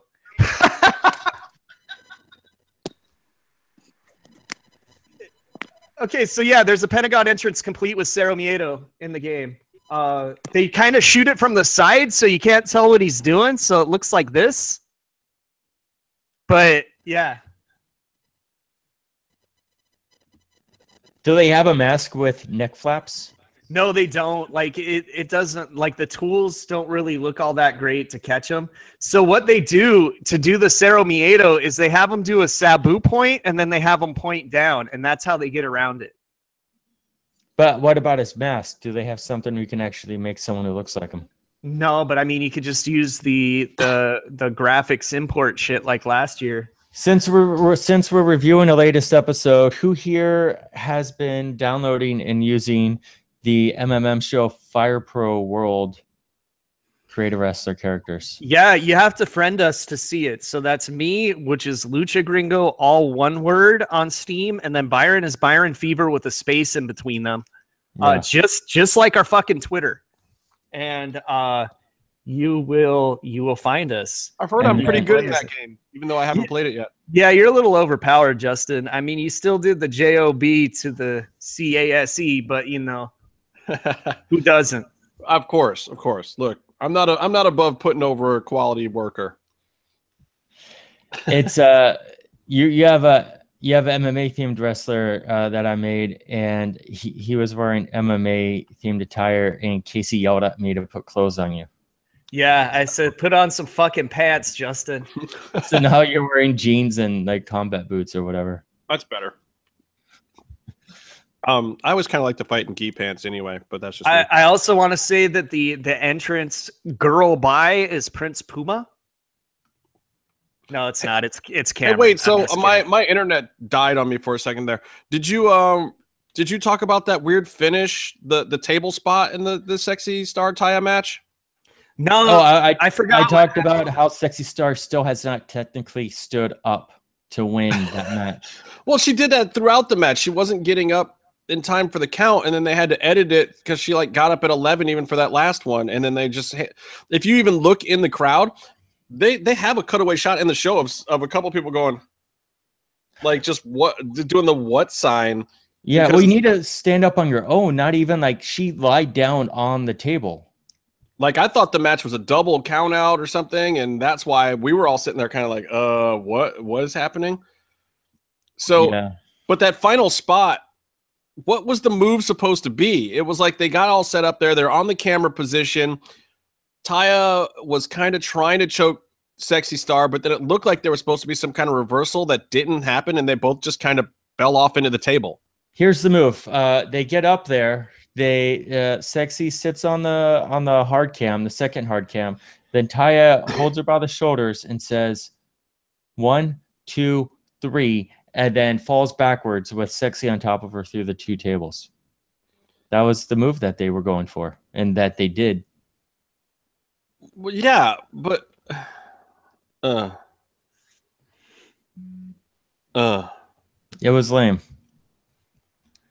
Taya did great. Sexy has shown that she is below the minimal level of competence to participate in matches. Here's the most important question for the day. Who represents better in an MMM show shirt, Jimmy or Kevin Flynn? It's hard. It's a toss-up. I mean, Jimmy's done what? PWG. He's done Comic-Con. Didn't he do a WWE event too? I wore mine at WWE. Look, I know none of them. The answer is that banned piece of shit Meatloaf, because he wears it internationally and he gave him that one. Yeah. Okay, but for me, Kevin is pretty far up there because he repped it to the entire city of Vegas and went on the Ferris wheel, like leaning over the edge with it, and also at the Rock and Roll Hall of Fame in my hometown of Cleveland, Ohio. And by the way, I like ECW. Have you been to a show before? I don't know. The original ECW? Hard to remember if I've been to the Mecca of wrestling there in Philadelphia. Anyway, so I'll get off of Taya and Sexy Star. Phrasing? Intentional. Reptile Tribe versus the, what do we want to call this? The Zulu Tribe? Do they have versus, a name? Versus the All Blacks? Is that what we can call them now? That's racist, and they're called the Angle Killers because I think they successfully just blew off an angle without even this feud's over now. What the fuck? Best blow off ever. It's like, what better way to blow something off could you have than like, let's almost kill each other, and then afterwards, like, there's nothing. No. I don't mean Killshot and Fox. I mean the fucking Reptile Tribe's tag titles that was clearly building to something with Aerostar and Phoenix and shit, and now boom, gone. Well, but I think that if you come back for season 4, you have a 3-way picture then between the Super Friends or what's left of them, the Reptile Tribe, and the Well, also you not a black gang from South Central.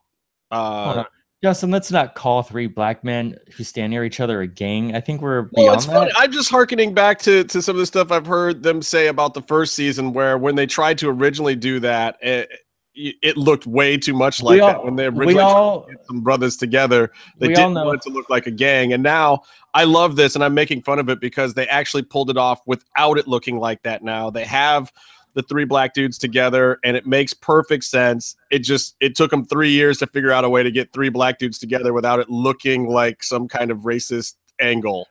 Well, here's what they did at the very beginning, and I'm gonna really cliff note this and really simplify. They took 3 brothers and they're like, let's make them. They'll work well together, and let's make them a thing. And they're like, oh, it might be too gang-like and too stereotypical, right? So then they go, that's a little bit too much. Let's lighten it up a little bit, make them Mexican. And now we have the crew. Right. Hey, but I do want to point out that in the trios tournament, Mac and Killshot were teaming together. And that's how they both debuted, was as tag team partners with Big Rick. And with Big Rick, who, by the way, was leading the crew. So they didn't lighten it up that much. No, not at all. And that's my whole point. But it's like, I'm happy to see that they've basically gotten back to it. It's these 3 guys together. And I actually really like it. I like seeing 3 black dudes as champions kind of standing together. Not that it's uncommon considering the New Day has been out there and wrecking shop in WWE. And I like to see those guys succeeding as well. I mean, look, I'm a little biased. Characters. I'm the racist. I'm biased. I like the brothers having some gold. No, but you're not racist for wanting to see someone that you have a little bit of something in common with on the screen. It's like, I know, I have abs in common with exactly. Those. But it's also why, like, someone like Johnny Mundo gets booed on a Lucha Libre show. Like, these things are innately built in. But I think the big thing to look at here is you look at their 3 characters. And before, like with the whole crew idea, those are street thugs and gang members. Turns out one of them's an undercover cop. But that's also very stereotypical. You look at these guys. One of them is Mac. He's from South Central, but he's a good guy. And that doesn't define who he is. He's not like this, delinquent sort of guy from South Central. That's just his hometown. No, call it what it is. He's a fat black luchador. Yeah, which makes no sense. It's like a triple oxymoron. He's a little bit overweight looking, though athletically we know that he can still go. Yeah. He flies around like a freaking luchador, and he does power moves, and he plays up like his South Central street credibility. I mean, he's not stereotypical, but he's you would ever expect out of one guy, and he uses a stunner to finish. So I know Casey loves him. Yeah. But it's also, you look at that, and he's also like, he's not stereotypical one way, and he's not whitewashed the other way. He's just a person. Yeah. Which is great. And then you have the other 2 guys who are war heroes, more or less. Price check on a jackass. So I think that's all I had to say. I think it's really cool that you have this tag team, and they're not defined by the stereotype. And they're not defined by that sort of role, which is why I think it works. I think it works great. I mean, and I like it. I hope they have a very good run. It was very fulfilling to see too. And don't get me wrong, I love the Reptile Tribe. But I think, you see some problems here, some cracks in the works with Cobra Moon and them not following her orders. I think she was giving very good advice to Pindar, and he wasn't taking it. Maybe. Okay, guys, WWE 2K18 update entrance masked Lucha is clearly Prince Puma. Which one? PWG Puma? Kinda, yeah. Where he dances the whole way in? Well, nah, he does the landing and then the little, like, you know. He doesn't do the same as he does that too. He doesn't do the little reach up, but I think also very clearly after the program that Killshot and Fox, after the program they've done, I think that it only makes sense to put them on the same side in matches, and also Mac has had a hell of a run for a long time. Like, first of all, I don't want them to be in singles competition because I'll be super aggravated if they're not in the title picture, but I don't think they should be. Like, and without a clear, like, intercontinental kind of continuing title, with just the Gift of the Gods being really the only other available singles title, I would rather them stay in a group together for a while, whether it be tagging or, Atomic Coast matches or whatever kind of stuff where there's just a lot of people involved. I like them in there. I think their spots work great. It lets them do their flippy shit and have it make sense. Because their flippy shit doesn't work against everybody else. Like, some matches with those guys are just not going to make sense. But I want people to keep in mind too that I don't think they're understanding the ramifications of this match being the very next day. Because on TV, you've got this week in between. But, like, AR legit did go get checked out the night before, though he wasn't in some super rush. It wasn't like they rushed him off to the hospital. He was sitting outside for a while. Like, they took him out in the fake ambulance, and then a real ambulance actually showed up, not the TV prop ambulance that they had rented or whatever there. And, he got looked at in the wagon, and I think they took him in I think he got like 1 or 2 stitches, nothing major. But, I mean, the dude's back was chunky soup. Like, it was Campbell's chunky soup. It was opened up. It was nasty.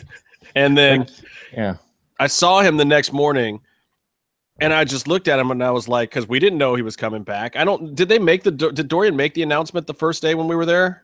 I don't think he did. He did. Yeah. Because when they did the Battle Royal, yeah. Oh, yeah. So we knew that Mac was teaming up with these guys, right? Or was it at the beginning of the day and they did? I feel like it was at the beginning of the next day when they did that, because I feel like when I saw AR in the morning, I was like, whoa, what the fuck are you doing here? And he was just like, oh, you'll see.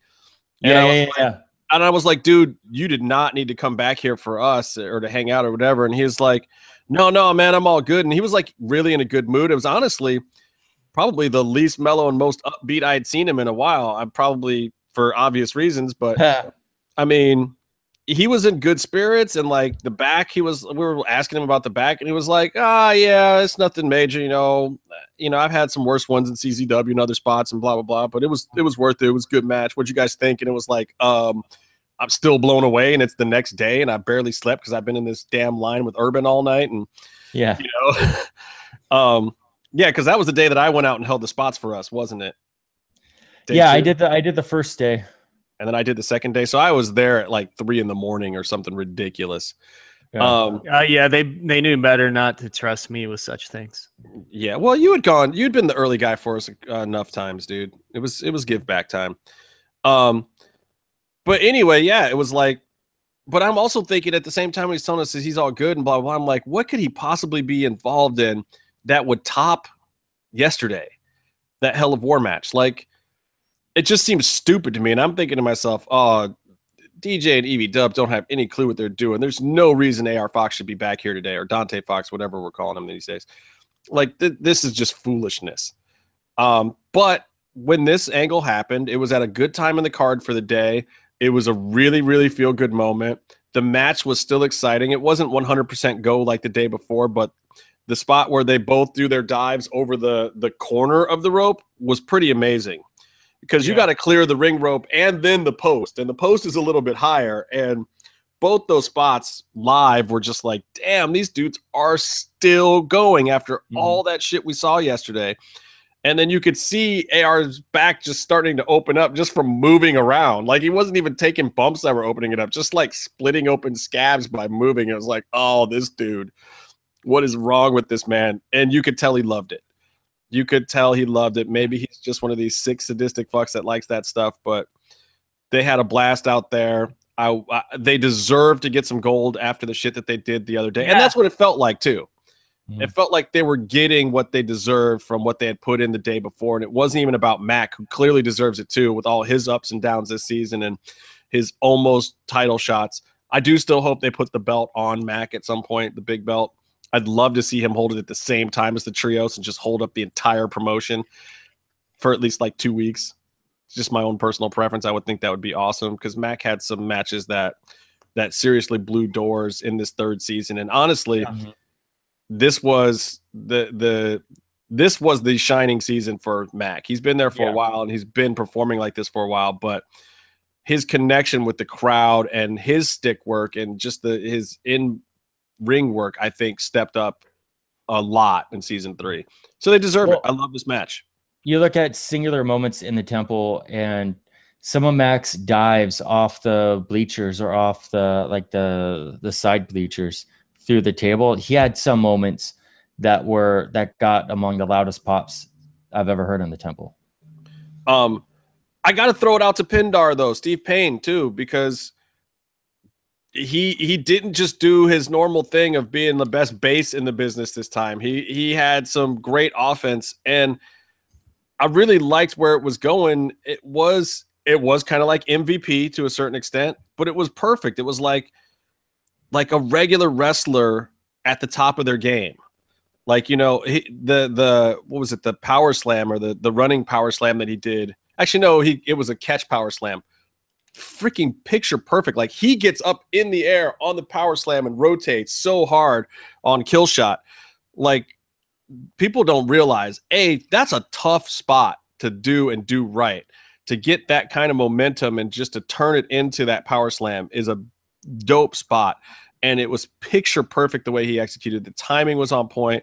Like Pindar and Killshot, that's something you want to see more of. Trust me, that's a good matchup. And all the times that they were in the ring together were great. And then old Ernest the Cat spot, the pounce came out, right? Period. The cat didn't do the pounce. No, you're right. It was Brown. That was Monty Brown. Thank you, Monty. The cat pounce. Period. Beat of magic, and the red slippers. Oh God. Oh, so good. The cat was awesome. Look, it was funny too because they start doing the crisscross thing, and Madison's running like Vibra, Luchasaurus, whatever you want to call him. Big Boy was running. He was actually running too fast. Like, he was doing the opposite of Sexy Star. He got his hoof on to the point where he had to slow down or they were never going to get to the actual spot. And Mac was just going to go flying through the air with nobody home, which was good. I mean, I like that with him showing that he knew how to stop that and get the spot to the right spot, even if it looked a little clunky because he had to slow down. But he didn't break his knee doing it. Yeah. Well, that also, I mean, it's still like it's awkwardly timed, but it still makes sense where Mac was trying to hit him from the side and he had to figure it out. Like, that still kind of makes sense. Yeah. It's not that weird. No, it was fine. I mean, look, in real life, it doesn't make sense because who slows down to get hit? The whole point is to keep going so you don't. But he put on the brakes pretty good and he just got smashed by the Mac. And then the finish, of course, was awesome. You got everybody hitting their spots. You got, what are they calling his low main pain in Lucha Underground? They haven't been calling it that. AR's fuck. Thing. What a maneuver? Is it a what a maneuver? What Striker? I'm sure Striker changes every week what he fucking calls it. Well, and they've never nailed down what Killshot's coup de grace double stomp thing is called. No, it's a dead. I thought it was the dead to rights. Yeah. No, that's my name. I came up with that. They've never said that on TV before. I'm sorry. The innovator Justin Harvey over here called it the dead direct. Oh, God damn it, Justin. The chat room will tell us. Anybody in the chat room know what they're calling Killshot's finisher? There's no one left. There's no one left in the chat room. We have 14 people watching. It's an all-time high. People are asking Byron if the curtains. If the jacket matches the socks. You're trying so hard to make a just one, baby, just one sock. Byron's wearing one pink sock. Tweet us at MMM Show. Kill Stomp. Is it really called the Kill Stomp? Oh God, I think it is. I also want to point out to our friend Jim Velasco that saying Casey needs to stop giving me shit about something is just going to make me give you way more shit about something. Shit about what? How he doesn't wear his shirt to like the Marvel premieres and shit like that. You should get MMM Show themed suit to wear. We'll make him an MMM tie, and then everyone will be like, like he'll be like, tie would be dope. Yeah, someone will come up to him and say, "What the fuck is that?" And he said, "You should listen to this podcast, Mark Ruffalo. When you're not playing the Hulk, you can listen to this podcast." And he'd be like, "Fuck yeah!" And then we would be best friends with Mark Ruffalo. Wow. I guess everyone's saying it's the Kill Stomp. That's a horrible name. Let's go back to Dead to Rights. Oh, Dead to Rights. Dude, let's go back to double stomp to the belly, if you will. But he does it to the face. You can ask. I mean, it's not the coup de grace, because the coup de grace you land on their chest and you buckle your legs, whereas Killshot comes down. I like the way he's doing it now, which I think AR actually helped him work out better. The shoulder press thing, where he's coming down the shoulders and he's kind of coming down with the person, so he has more time to recoil his legs. Unlike when Finn does it, Finn comes down and is like recoiling his legs as he's approaching. Could you imagine? Killshot never did it that way. So honestly, I think Finn does it best because I've seen him hit Dino in the nuts with the double foot stomp, and no one else has that control. No, like something about the way he recoils his legs is pretty amazing, because Finn will just have a guy laid out and he'll come down right in the dead middle of their chest and not hurt them at all. Dude, the chest, the fucking nutsack, and he didn't kill him. He didn't. Could you imagine watching? Deals, though. But imagine watching Finn do his coup de grace to Brock Lesnar. Like he would break his ankles on Brock's like chest. No one's listening to you anymore. All anyone sees is that adorable catness that you got going on there. Was that Billy Fever? Billy Fever's here. She has some stuff I want the audience to know. What she's looking at the chat right now. You're gonna bring it, Billy. What? Bring it. Billy has gotten both me and Casey sick before, so fuck Billy. No, Billy used to be a regular co-star on this show. I forgot all about Billy when you were in Florida. See, I remembered Billy because that bitch scratched me so many times I have scars. No, she's that's a little feisty. She knows what she's doing. I taught her to do that. Aw, kitty. All right. So then we get the rundown for next week. What do we got next week? Next week, we got Man versus Monster. Cage match with Dragon Azteca Jr., as I like to affectionately call him, Daj. It's kind of like Vag, except with a Daj. I like Dag. I like to call him Daj. We have that old comic. He's not David. He's not David Allen Greer. We can't that's call Dag. him. Yeah. I love David Allen Greer. Yeah, no, he's Daj. And the monster, Matanza Cueto. So, yeah. I can't even say it right. Matanza. Have fun being in a cage with a guy that murders people with jail cell doors. No, this might be okay, though, because I figure, like, if he's freshly feasted on Rey Mysterio, who I'm pretty sure is just effectively dead, I think we're just going to find out one day that Rey died, and he's never coming back to Lucha, and that Matanza ate him.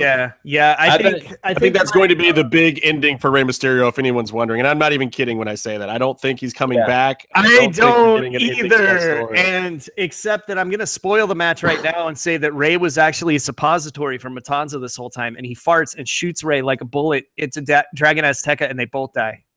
I think based on some stuff awesome that we've seen on Twitter, not people saying anything about how they talk about stuff and how the show is run, that there should be a huge, especially it's 2 hours next week.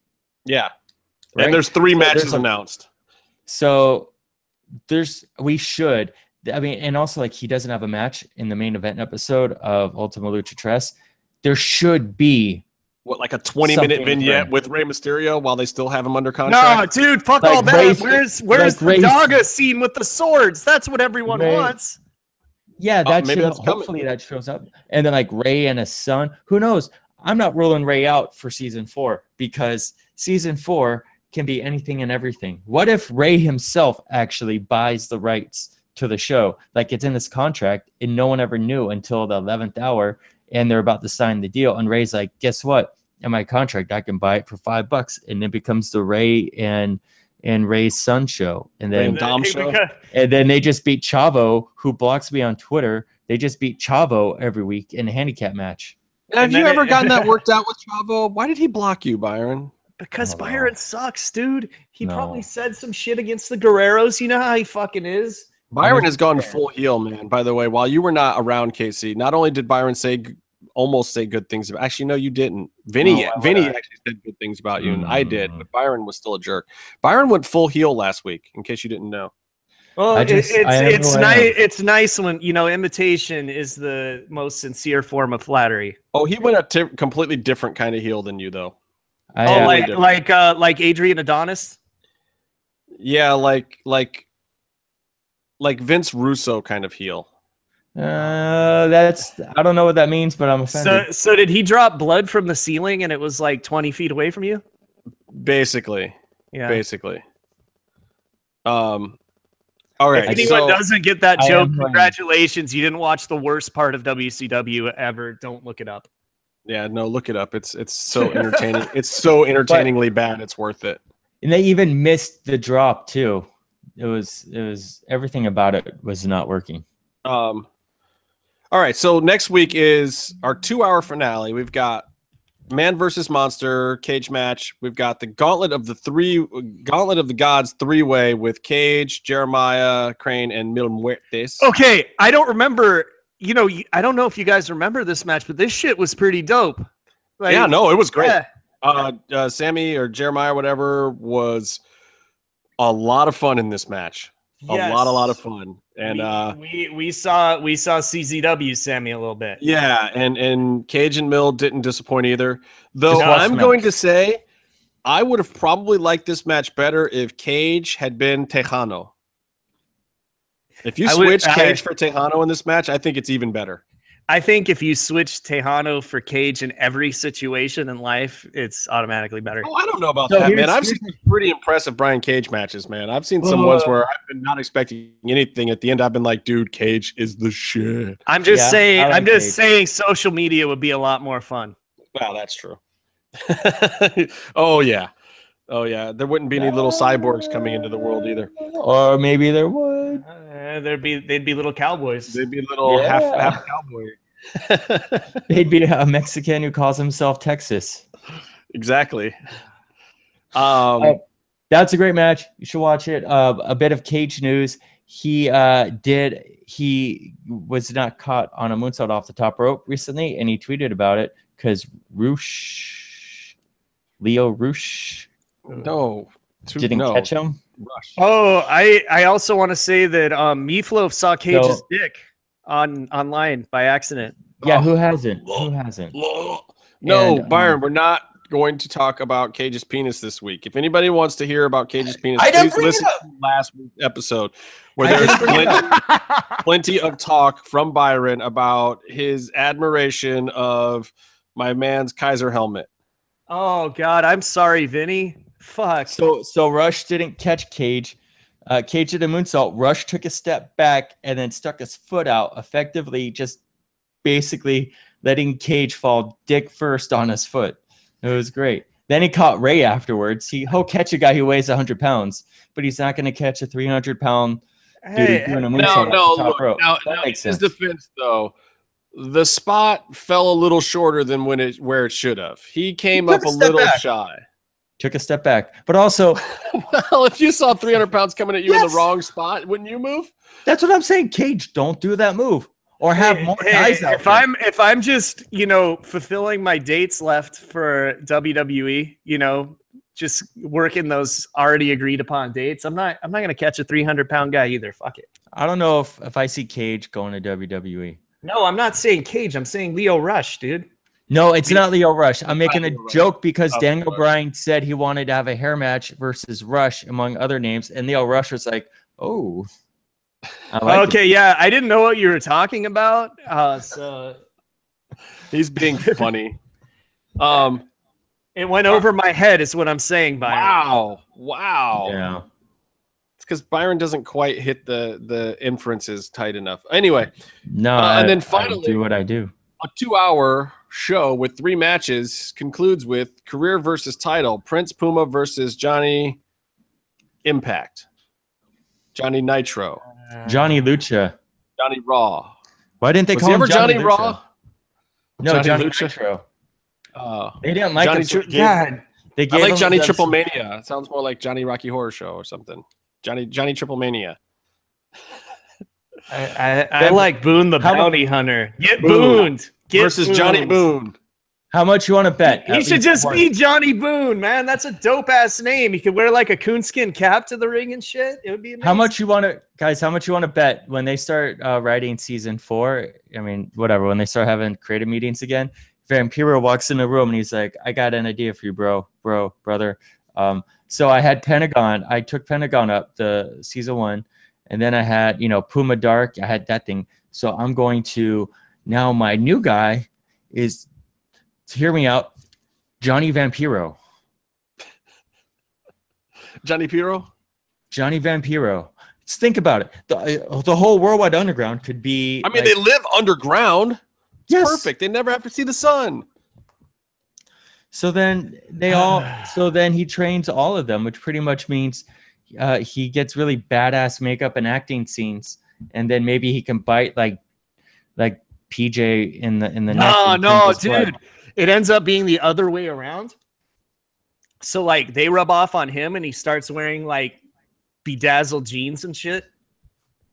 But then like they don't mention it on the air. He just sits next to Stryker with bedazzled jeans and everyone's like, wait, what the fuck? But then they never even reference it. He's Vampiro Mundo, Ian Mundo. Yeah, and he wears like glasses with upside down crosses on them and shit. When Ricochet goes to buy his pants at Hot Topic, do you think that he buys one of his own shirts too? When Ricochet goes to buy pants, he goes to Forever 21 in the girls section. Oh, okay. I had that wrong. It's a cheap way to go to vintage store, thrift store, and get women's jeans. It's a cheap way to get skinny jeans because you'll get elastic in them. I bet they come in salmon. $bucks. But here's the thing: you're not going to have usable pockets in them, which is fine because you're wrestling. So in closing, Byron wears women's clothing. No, and knows all about how men turn out their pockets. But I know, Dude, I'm not hating. I'm just stating, brother. Do you? So, what are the predictions here? I think that Puma loses and goes to WWE and gets kicked out of town. I say that Puma starts crying and his tears like drown the ring, and then everyone at 4DX gets sprayed with water in the face. Okay. The water is his tears. I mean, but clearly Mundo's got to win this thing. They can't have the belt on him all season and then go out of the season without him holding the belt still. I mean, I think he keeps the belt and then sets him up for the other guys to come after him next season, like, Pentagon and Mac and all those. And Tejano. I want to test something in the chat. ZeroCool666. I want to bet you $100 that Justin does not know what the fuck that is. Gurren Lagann? Do you know what it is, Justin? Nope. Because I barely do, and I probably butchered the pronunciation. There we go. I do not. So what is it? It's your crossover. It's like anime shit. I don't know.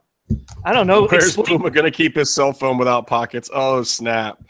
That was Paulie. That was good. That was good. Yeah, Puma likes to come to his ring. Was he like Instagramming on the way down? Is he like Snapchatting his girl? No, bro. Tessa's got him on a fucking leash is what's up. Is that what it is? Like, you better be in the ring right now. Like, he's like, look, GPS me. I'm right here. Find my phone. Turn it on. I'm good, baby. I'm in the ring right now. Starting a match. Says you're at Boyle Heights. I know that Melissa Santos is in the building. See, she's smart. That's what it is. Keeping track. She wants to know where he is in the building. Like, you better not be over there by Cobra Moon. I love it. Wait, did I miss something on Instagram? We're just talking about Puma Shea and his phone. Yeah, that was funny. And how Queen Tessa tracks him through his phone. All right, so I guess we can talk about it. Gift of the Gods ladder match. Wow, dude, Havoc versus Pentagon. I want to preface this. I want to say, one, I think it's great that Son of Havoc got a good marquee match against the top star of the show. And also they did a ladder match. So respect to them for taking a match that puts them at a much higher risk. Respect to them for what they did.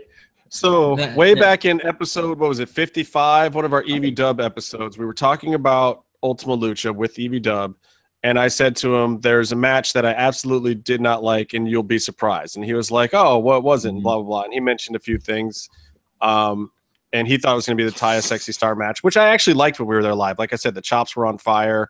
They had a crazy table spot ending. I was kind of like, oh, yeah, I don't mind this match. And Taya was into it, and she bled. It was actually this match. This match live, especially live, was brutal. It was so slow. It sucked on TV when they edited out all the spots set up, including spots that never even fucking paid off. And it was brutal. Like, you can't even understand how hyped up we were. This is the first time you're seeing Pentagon. It's Ultima Lucha. Everyone is like, crowd is on fire. And he has a title shot. Yeah. And nobody cared to a certain extent. Like, at the beginning, the crowd was hot. I mean, you had all these Son of Havoc chants mostly coming from Smashley. We got a pretty good "fuck you Havoc" chant going that they censored off of the TV show. It was right after he hit Pentagon in the dick with the ladder, which I don't even remember is on the actual match. No, it's in there where Pentagon's sitting on the floor and he kicks the ladder three times or whatever, hits the chair on the ladder. It was in there. Yeah, that's where the "fuck you Havoc" chanted stuff. Yeah, and you can actually even hear it in the show that the audio changes and then they just push up the striker commentary. But you can tell that people are booing and not cheering him. Well, here's the thing. Here's the thing. You are the biggest babyface in Lucha Underground all day long until you come out against Pentagon. And this has nothing bad to say about Matt or Havoc, whatever. It's the fact that, dude, Pentagon at Ultima Lucha, after what we've all experienced the previous 2 years, there's no matching that. Like, putting Son of Havoc in there against him was just mean to Havoc, to tell you the truth. Like, great that they gave him a big spot on the show for him, and like he's earned it to a certain extent. Dude, that's a good point. Maybe DJ and Roach hate Son of Havoc, and that's why they did this and Son of Madness. But I think they also hate you, which is why they did this, because this is like, of every match that Pentagon's ever had in Lucha Underground, probably my least favorite of all of them. It was, and this is including matches where he put Sexy Star over, and I agree. Yeah, I mean, it was just, but those weren't the worst. Those weren't the worst matches, but we didn't like that he put her over. This was, I love Son of Havoc, but he's a backyard wrestler. He's a spot monkey. So he does stuff, and it doesn't necessarily always make sense, at least live. You can edit it together and put on a great match, great trios tag person, but he's in a ladder match, which is all spots, and there's no A to B to C.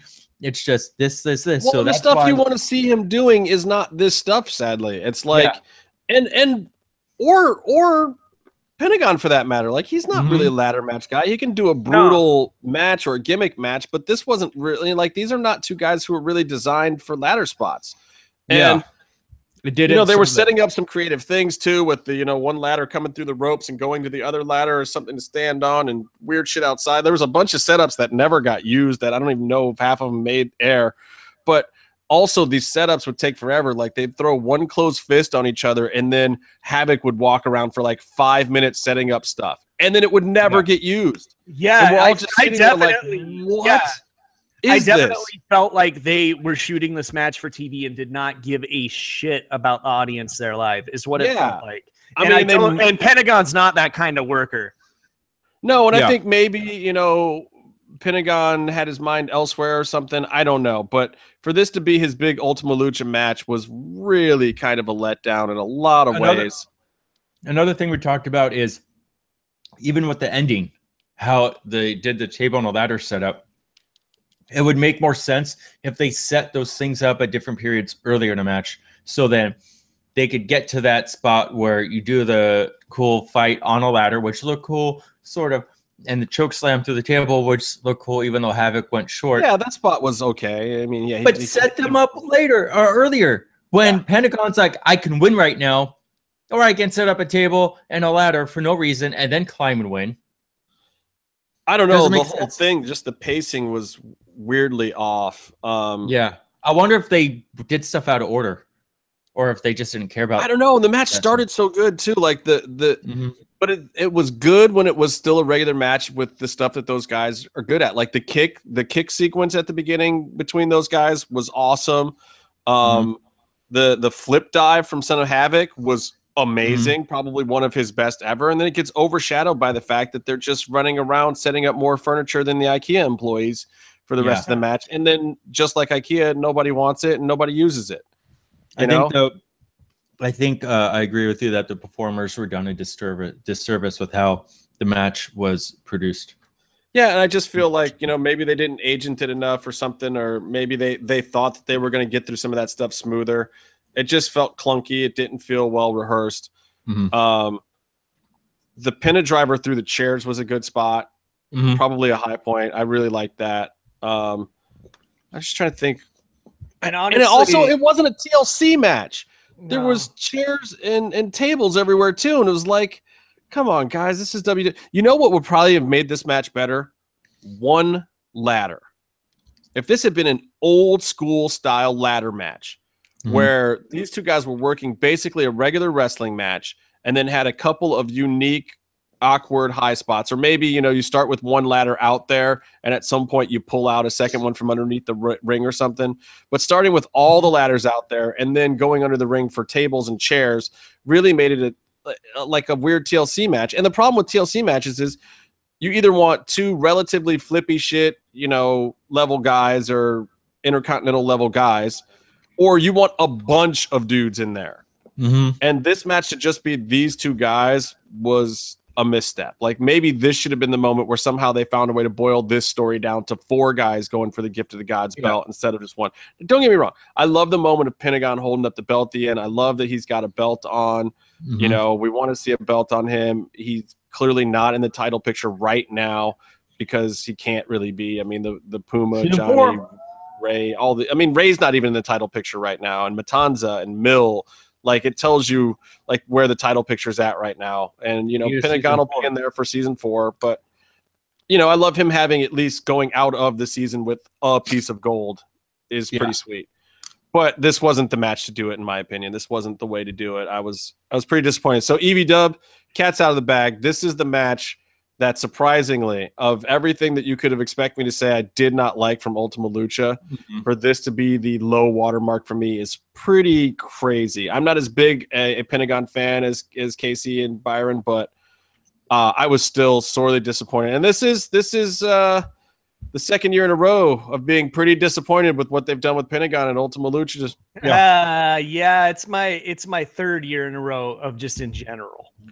Oh, you didn't like? I mean, the first year the match was so good, though. Come on. Yeah. No. I'm not talking just Ultima Luchas. I'm just talking in general because his booking before he started feuding with Vampiro was fucking garbage. Right. Well, yeah, he was just coming in. He was pretty new then. They didn't know what they had. And I thought his booking through season 2 was actually pretty good, but then the finale of it was like, no, really? Right. You're really not going to put this strap on this guy? I mean, it's like I didn't want them to hotshot it, but the way that Lucha Underground goes, like, give me something, please. And I still think to this day that was one of their biggest mistakes is like the run that Mundo had this season, as much as I love Mundo and I think he's a great heel and he deserved this run at some point, I think that run could have waited to the second half of the season and they should have let Pentagon have a run at the beginning of season 3. Honestly, I think they would have more fans right now if they had. Honestly, not only do I think that, I know for a fact that people that I got to watch the show, Byron's the only person that, like, you guys are the only ones that still fucking stay around. Like, you know what I mean? Like, well, I'll be honest too. Like, some people have given me shit about, oh, you weren't there when Lucha started at the beginning, blah, blah. I've been watching since day one, but no, I wasn't at the temple. And no, we didn't start this show at the beginning of the show either. We started in the middle of the second season. Right. But at the same time, I have been a fan of it since the very, very beginning. I wasn't in the Lucha Clique. It was thanks to people like Casey and Byron and Mil Machetes and Dante and especially J-Man and the Last Real Heels. They're the reasons why I'm involved with the Lucha Clique and all those people. And then meeting guys like Josh Pillow and El Butcher and everybody down at the temple and Mallory and all those dudes. Like, everybody was super cool. And I still like appreciate that feeling. And I know a lot of our friends don't anymore. They feel like they've been burned by Lucha Underground. They weren't given what was promised. And I think that the Pentagon thing has been part of that. No, okay. J-Ray is gone. Zach doesn't watch anymore. You know, Kevin and his roomies, but they would have gone. They would have been gone anyway. I don't know. I don't know if Pentagon. Not if Pentagon had a run. And honestly, I think when the show doesn't get a season 4, because you know how I feel about that, I'm much more pessimistic than you guys. I think we can look back at them not pulling the trigger on Pentagon soon enough as a fucking valid reason to why it didn't happen. Just saying. Well, he got a belt now.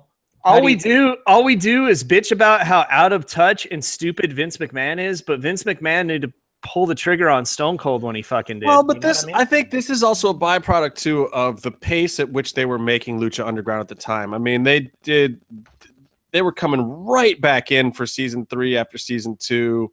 And I think that they were thinking about a much longer play. I also think that DJ, as much as he is a TV guy, you know, the wrestling business in him is still got a bit of that WWE streak where he's trying to do a lot of times what he always wanted to do there, but you got 52 weeks a year straight to do that stuff there, you know? And I don't think that some of his longer term stuff, he thought he was going to have to deal with shit like, is there going to be a season 4 or are there going to be these huge layoffs? I don't think he ever imagined that. So I think that he had a longer term plan with Pentagon than what actually works for what happened business-wise. Like, I think if they had known where this was going to be at business-wise, the strap would have been on Pentagon at the beginning of season 3. Honestly, I feel like Pentagon's an afterthought because he's not a character created by the writing team. But he is, to a certain extent. I mean, the mask in Pentagon Dark. Pentagon Dark, that like was the Skeleton Ninja angle part of his real AAA backstory? I mean, he started doing it before he came there, but I mean, what they did is they took Chong Li from Bloodsport, they added it to his character, and then it was the most awesome thing ever, you know. And everyone loved it, and everyone still loves it. And I thank them for writing something I like so much, even though I don't agree with where they went with it. I think they're good writers. I think they're good people. I just think it was a major fuck up.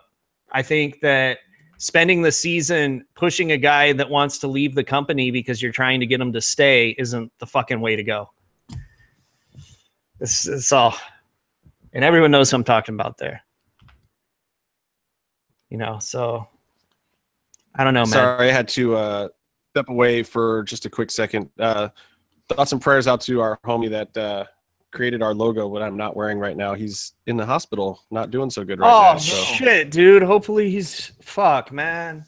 Yeah, so thoughts and prayers out to my homeboy, Charlie DeMarco. I'm going to find out what's going on as soon as we get off the air. Sending good vibes his way. Fuck, man.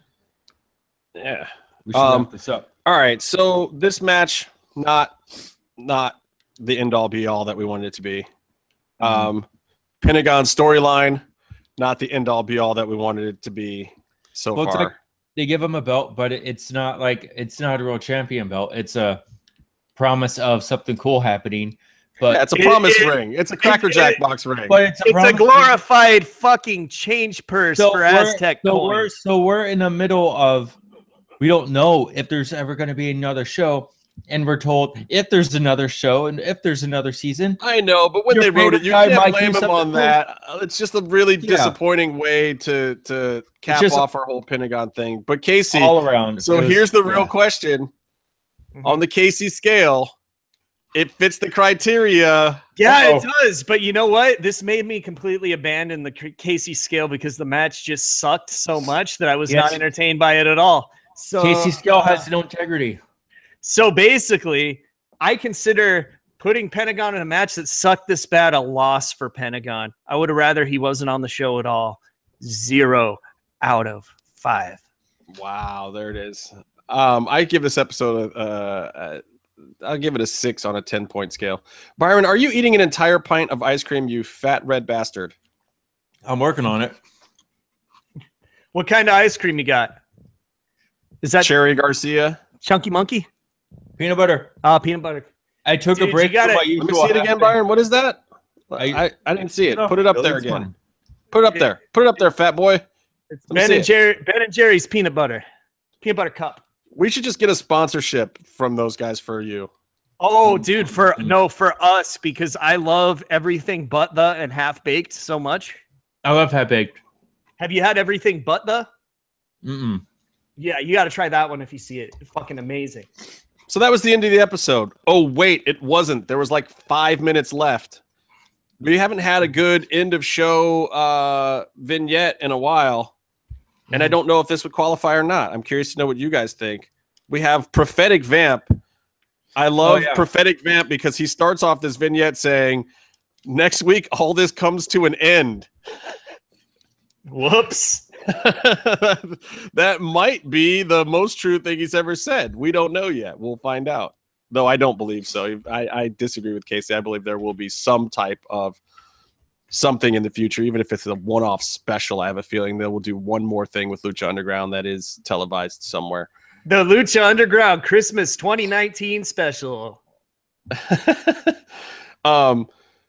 So this segment is a little strange. We see that Puma Dark is in full effect. Vampiro's telling him, your journey's come full circle, gets him all fired up to go get his belt, then sends him out of the room. And then we hear a voice telling Vampiro that he's done well. And he says, thanks, Master. Maestro. Uh-oh. So Vamp has a master too. Yeah. Vamp is not only the maestro, but he is serving some other master. And here's what I'm going to say. I really, really, really, really, really, really hope that master is Carmen Perez in a bikini. Nah, dude, it's gonna be Millie or it's gonna be Millie or Vanilli, whichever one's still alive. Rob or Fab, one of them's still alive. I think it's gonna be him. Fab, right? Anyway, no, I want it to be Carmen Perez in a bikini.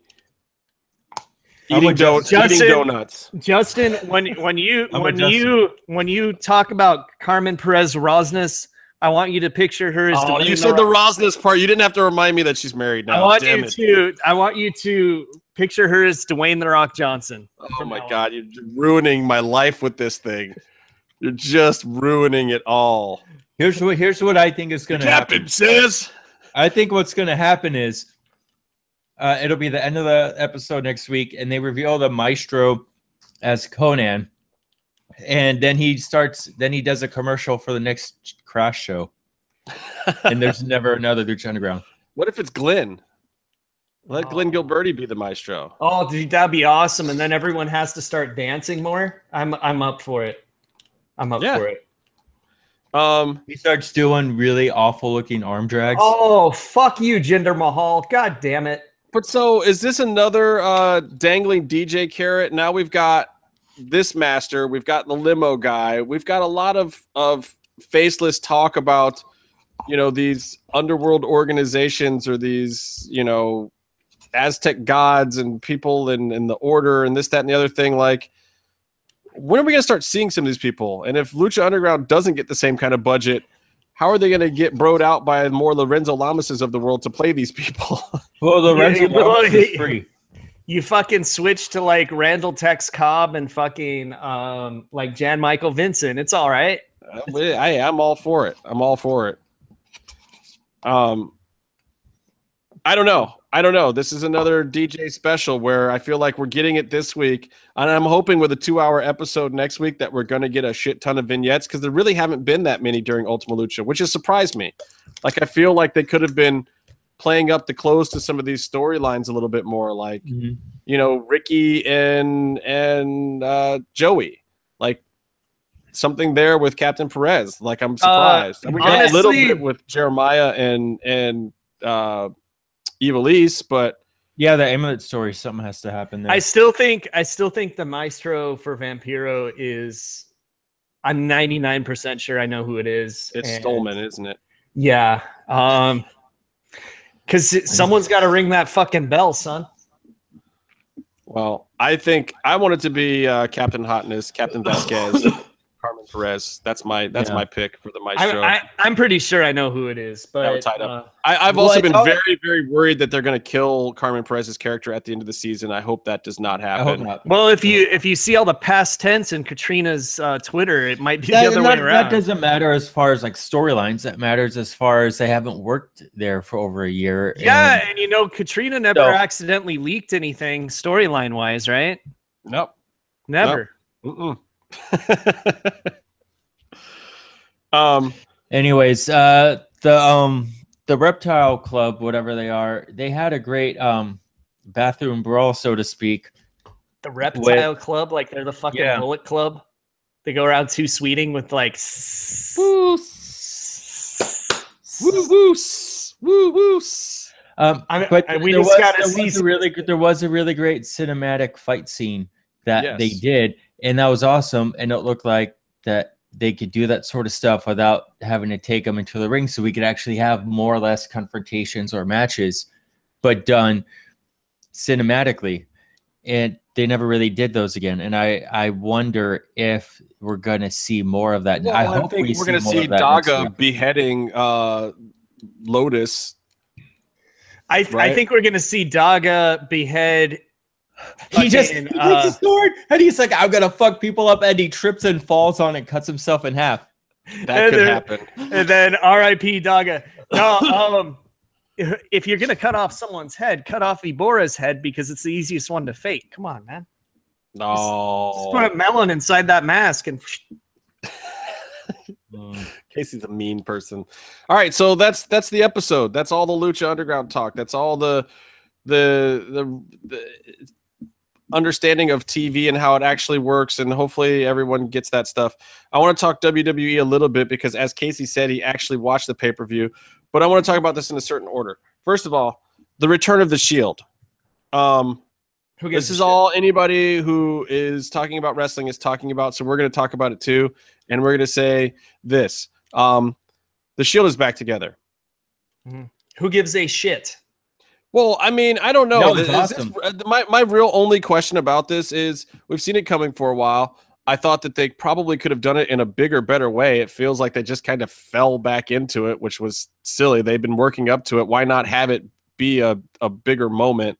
Especially when the DX one was done so fucking much better. Yeah, like I just didn't. Yeah, I didn't get it, and I almost feel like it was a thing where they were going to hold it for longer, and then they were just like, shit, we've got nothing for Roman. We've tried everything. Just put him back in the Shield and see if we can get him over it's working. All these people that were like fucking hating Roman Reigns are like all back on his nuts again because he's in the Shield. Well, look, this is what all the fans have been saying. They've been saying, look, either make him a heel if he's going to be solo or put him back with the Shield if you want him to be face. Fans have been telling WWE this for 2 years now. You could see when they three stand together. You have Seth standing off by himself, doing whatever he's doing. You have Dean Ambrose getting all the attention, acting, crazy, wacky, like Joker. Which is evil. Better with a group around him. By himself, it comes off weird. And then, you wouldn't have that kind of swagger on your own. And then Reigns stands in the background. And he just stands there silent, looking badass. But he basically, he exists in the background, and maybe he's the leader by doing that, maybe not, but that's playing to his strength. He comes in, does a couple of things, everyone cheers when he does the power bomb and the spear and the howl, and maybe he says believe in the Shield or something, but he looks very comfortable in letting those guys, and the three of them put together are a good talker. You have Seth, who come out and basically set up your angles for you. Then you have Ambrose, who'll do your shit talking. And then you have Roman, who can bring it home and just put the fire in it at the end with the definitive stamp of we're going to kick your ass. And put together, all three of them are a decent talker. Individually, it's weird. So maybe this is just the way to go. I like Johnny Moxley promos, but the wacky Dean Ambrose promos are Yeah. They're not all that great because the burial of Enzo. I'm not going to talk about the Shield forever. I can't give those fucks any more time. Fuck them. The burial of Enzo. Is that premature? I don't think it was a burial. I think it's an angle playing out. I think it played out too soon, though. Really, you put the strap on Kalisto right now. Like the heat was so good with the belt on him. Yeah, but it was I feel Eddie's like it was a birthday. little hot-shotted just to, again, try to punish Enzo some more. Like, I almost feel like it was getting over, so they wanted to stop it. I think he takes it back at the pay-per-view, which is a cage match. I hope so. Are they doing it? Oh God, guys, it was like clockwork. You mentioned Roman Reigns, and I had to go take a piss. But it was for Eddie's birthday. They put it on Kalisto for Eddie's birthday as sort of a tribute, and also to kind of get Eddie help. I don't know. I Eddie's feel like the way that they were Kalisto doing it, over. they were kind of burying Enzo at the same time. And look, the thing is over. Put it back on Enzo. Yeah. No, I think it's just a hot-shotted deal to get that pop on Eddie's birthday, and then they'll reset it back, and then they have to figure out, because the Neville thing, Neville's probably leaving right now. He's not written into anything I've read. So yeah, if he stays, they have to. He's not going to get to go up and down the road with Fergal Devitt anymore. No, he's going to go and have great matches and probably make a lot more money and get way more over than Fergal and his little troll buddy aren't going to go up and down the road anymore. Oh, did you see Bray started dressing like a lady? It's so scary. What the F, sister? What the F? And then, like, the vocal effect is coming in and out. And, like, what am I supposed to make of this? I don't know what this is. It could be summed up by Randy Orton liking a tweet that says a made-up quote of, "I'm glad I'm so far away from this Bray Wyatt nonsense now." A fake quote attributed to Randy Orton of one of those joke Twitter accounts, and he was like, yes. Yes, exactly. Like, not a fake account anymore. I will make that a real one. Confirmed. No, it's just like maybe it could go somewhere. Maybe there's something to it, but I don't get it. And it's like, is this the only way that WWE can pull off intergender wrestling? I don't get it. And meanwhile, over on SmackDown, hello, Bludgeon Brothers. Why not just put them back with Bray? Good Lord. What is the Bludgeon Brothers? You know, I can't complain about anything that puts Luke Harper on my TV. Fucking love that guy. Luke Harper is the man. Here's the thing with the whole Sister Abigail thing. Maybe it's a horrible idea, most likely, or maybe they're trying something with him and they're investing some sort of effort and money in him. What is it? But what's it matter? If it's good or not good, he's going to go and he's going to lose to Finn. And the Sister Abigail thing will exist for like 2-3 weeks, which I don't know. You think he's going to lose 3 in a row to Finn? Yeah. No, he won. He wins the matches that don't matter. Finn's going for Brock next, so he's going to lose. But Bray's going to lose to Finn. Yeah. And so Finn's going to win this feud, go on to Brock, lose. Brock reigns WrestleMania. Good times. For no one. Bray always loses. Bray is like the main event, Savio Vega. All right, so let's talk about your Hell in the Cell. All the heels win except for Bobby Roode, who's somehow not a heel now. Yeah, but like the heels that won were kind of shitty most of the time, like fucking Jinder Mahal and oh god, I don't even remember the rest. Like Kevin Owens winning was dope, and Sami Zayn finally realizing how the world works. That promo to me was basically Sami Zayn said, "I'm going to tell WWE booking and writing exactly what they do wrong with every babyface as my promo." Yeah, because that's pretty much what it was. It was like, hey guys, I'm not over because these guys can't write jack for baby faces. They don't know how to create superheroes anymore. They only know how to create villains. Well, Jericho brought it up when he left last time. He first alluded to it by saying, I left at the right time. I always know when to leave and when to come back when I'm fresh. But he just came out and said it. He did his Kevin Owens story, which is awesome. But now I'm a good guy. And you're either John Cena or you're a bumbling idiot if you're a good guy. Well, yeah, and your best hope as a good guy is to be a part-timer, be The Rock, or even be Cena, where you can just come in and pop a crowd or get some kind of reaction for a few weeks and then go away. Even Lesnar, who's kind of a babyface these days, but he's champ too, is working a part-time program. I mean, that's like the only way to get over as a face on a regular basis. Like Bayley was actually one of the best and most over faces, and then her regular programs just died. Like, just make her heroic. Why are they making her, basically they made her into a pussy. Female Eugene. There we go. made her into a specialty sideshow attraction. It's like she's selling all this merch. She's totally getting over. Make her into a damn superhero. Make her fucking the Wonder Woman of WWE. What is wrong with that? They don't know how to. It's the thing. The baby faces have always been dumb, and the heels have always been smart. And the ones who are, whenever they cut promos, they say the stuff that's correct, even though they're kind of dicks about it. There's a way to do a baby face too, and it's like the Attitude Era has made them forget because of The Rock and because of Stone Cold Steve Austin. They've forgotten how to make a straight up heroic baby face without making easy, right? Just make them want to do good. That's it. They just have to want to do good stuff. They shouldn't have to question it. They're trying to do it like the Superman from the Superman versus Batman movie, where he's questioning himself all the time. Like, we don't need all that dark stuff. The little kids will still pop. They'll still buy the merchandise. It'll get over with us guys because we know what it is, and of course we're gonna like our heels better because they say the smart, quippy stuff, and we're smarks, you know. But like, let a babyface be a babyface without making them an idiot. It's not that hard. I don't know. Maybe it is that hard. I don't know, because their most successful baby faces in company history are fucking assholes. Like, even Hogan, if you look back at every angle he did, he was a fucking asshole. And the heels Hogan was the first like huge main event babyface that would cheat, poke eyes and things like that. Right, and then like punches. If you go back now and watch that shit as an adult, everything every heel thought against him is completely justified. Yeah. Like, especially Randy Savage. He was trying to get a cheap, free touch on Elizabeth, god damn it. It's true. And then he pulled Sid out of the fucking Royal Rumble. Remember that? Fucking King Sid didn't deserve that. Well, and I mean, if you look like who's the next most over baby faces, are probably the New Day. And they use heel tactics all the time. They use Freebird rules. They cheat to help each other. They cut mean-spirited promos on their opponents all the time. Yeah, and they're your baby faces. I mean, they're your biggest baby faces in the company right now. They have one of their guys stand patiently outside of the cell for the entire match. Yeah.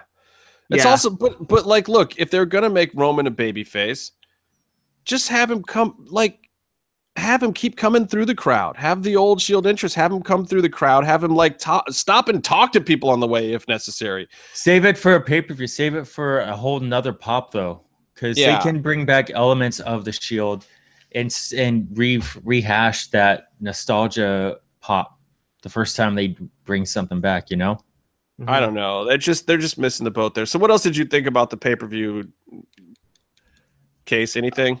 The Shade match.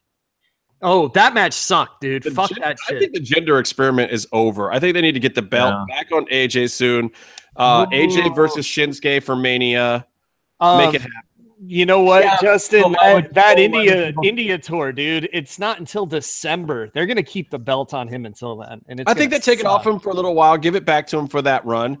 And what if he wins it back in India? That'd be kind of cool. See, I was thinking, but I think AJ is the guy for that program, and I think after you come out of that program, you leave the belt on AJ going into Mania against Shinsuke. I think that's what's got to happen. That's the real money. I think it'll end up being something like Shane McMahon wrestles Shinsuke, and just like AJ Styles for no reason. And but I don't know. They pretty clearly said Shane McMahon's dead and never coming back, so he'll be back in a week. That was his retirement for the month. Yeah.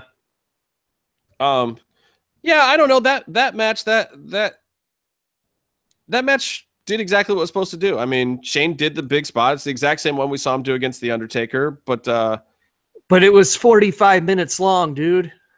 It was a bit long, but you can't tell me that when they were up there on the top of the cage that you didn't think, because his last spot was that spot over onto the announce table, that they weren't going to fall through the top this time, that they were going to do one of those spots. Like, I was really nervous, like we might see Shane die. Like, they actually got me believing that again. I actually thought they were going to cut to some really stupid pre-tape of him dying backstage or something because of the false count anywhere thing. Right. Well, just why false count anywhere for? They did that so they could do the spot off the top and have it be the finish and not have to get back into the cage afterwards. They've always done it where you get back in the cage. No, actually, Triple H versus Jericho, the pin was at the top of the cage, and Right. it was the only one that actually had this rule. But yeah, now it's false count anywhere. I think they wanted the pin to be on the broken announce table for the Sammy finish. That's the reason why they did false count anywhere. Yeah. Which made sense. It's fine. And I like the Sammy thing too. Like I liked his promo. I'd like to see where they go with him from here. I liked him as a face, but again, they couldn't figure out what to do with him other than have him lose because he was a dumb face. So, I don't know if I want to see him really working a program alongside KO unless they're actually tag champs or in a tag championship program. I don't know. But I would like to see him more in the U.S. title picture or something like that. Let's see. Well, now they're going to want to punish him, right? So he's going to feud with Randy Orton because that's who the GMs use to punish heels that they get mad at. So, since the Teddy Long days, because Undertaker's not along anymore. So you can't be like, you're going to go one-on-one with the Undertaker player. No. Tag match, holla, holla. Yeah, now you're going to go one-on-one with the Viper, Randy Orton player. Yes. Done. Craziness. All right, I got to talk some UFC. I'm done with WWE. Yeah. Unless you got anything else you want to say, Byron. Braun Strowman rules. Braun. I'm not disliking what they've done with Braun at all. I like I'm Braun. actually pretty happy about it. It seems like a happy accident that they still haven't messed Braun up. But Braun is kind of like their answer to Brock. Well, look, I got to say that the WWE product overall, I feel like is in much better shape right now than it was about a year and a half ago. I mean, you look at this time last year, we were starting the Goldberg feud. I wasn't even watching a year and a half ago, like it was that bad. Yeah. No, it's definitely turned a corner to a certain extent. And I always say, like, if one of these companies is doing something that's right, that I like, I will say it. I'm not afraid to say that my issues with WWE have softened. I like a lot of the talent now. I like kind of where they're going. And honestly, a lot of times I tend to like WWE in the WrestleMania off season. I tend to like what they do in the fall. They give guys a shot. This was the time last year when they're putting the strap on the Universal title on Finn and making these new belts and shaking things up and splitting up SmackDown and Raw again and all that kind of stuff. It's like, hey guys, you know what else we got to figure out soon? Our Lucha Fantasy Draft. And if we're even going to do it, if there's not going to be a Lucha Underground. Fuck it. A lot of people have been asking if we're going to do another one. Are we going to do another one? No. We should do another one. No, we shouldn't. I already won. It doesn't matter. Oh, that's why he doesn't want to do another one. He wants to go out as the reigning champion. He wants to go out on top. The reigning, defending, retired champion. What's the big surprise? Casey's scared. Oh my God. We'll have to see. You guys let us know on Twitter. Maybe we'll start a poll if you guys want to see us do another Lucha Underground fantasy draft and booking. Okay. What I want to do is I want to have DJ come on and do it with us so I can beat him too. How about that? Oh, but he's already had years to work on his booking ideas. That's no fair. We'll have that's why, dude. We get him to let shit slip that we're not supposed to know. He'd almost have to intentionally book himself badly, not to ruin the good shit that he actually wants. Exactly. So either we get juicy tidbits or I fucking win again. It works. Why don't we get the Juice on the show to do something? You mean OJ Simpson, the Juice? He's free, isn't he? Shout out to the funniest sketch in SNL history, or in recent history last week on SNL. Justin knows what I'm talking about, don't you? No, I have no idea what you're talking about, Byron. They did a sketch. It was Keenan, and he was on a blind date with Wonder Woman. She wasn't Wonder Woman in the sketch though, and it was funny. He's like, "Yeah, I've been away for a while, but I used to come to this place all the time." Blah blah blah. And then next thing you know, she calls him. So she says, I'm doing my best to ruin the actual really funny bit. She goes, "So is OJ a nickname?" That's when you realize, oh, this is OJ on a date, fresh out of jail. He found the one person who didn't know who he was. Which is really, really funny. And I wanted you to tell it because I knew you would murder it. So you think they'll go with an all Harvey Weinstein episode next week, or is it too soon?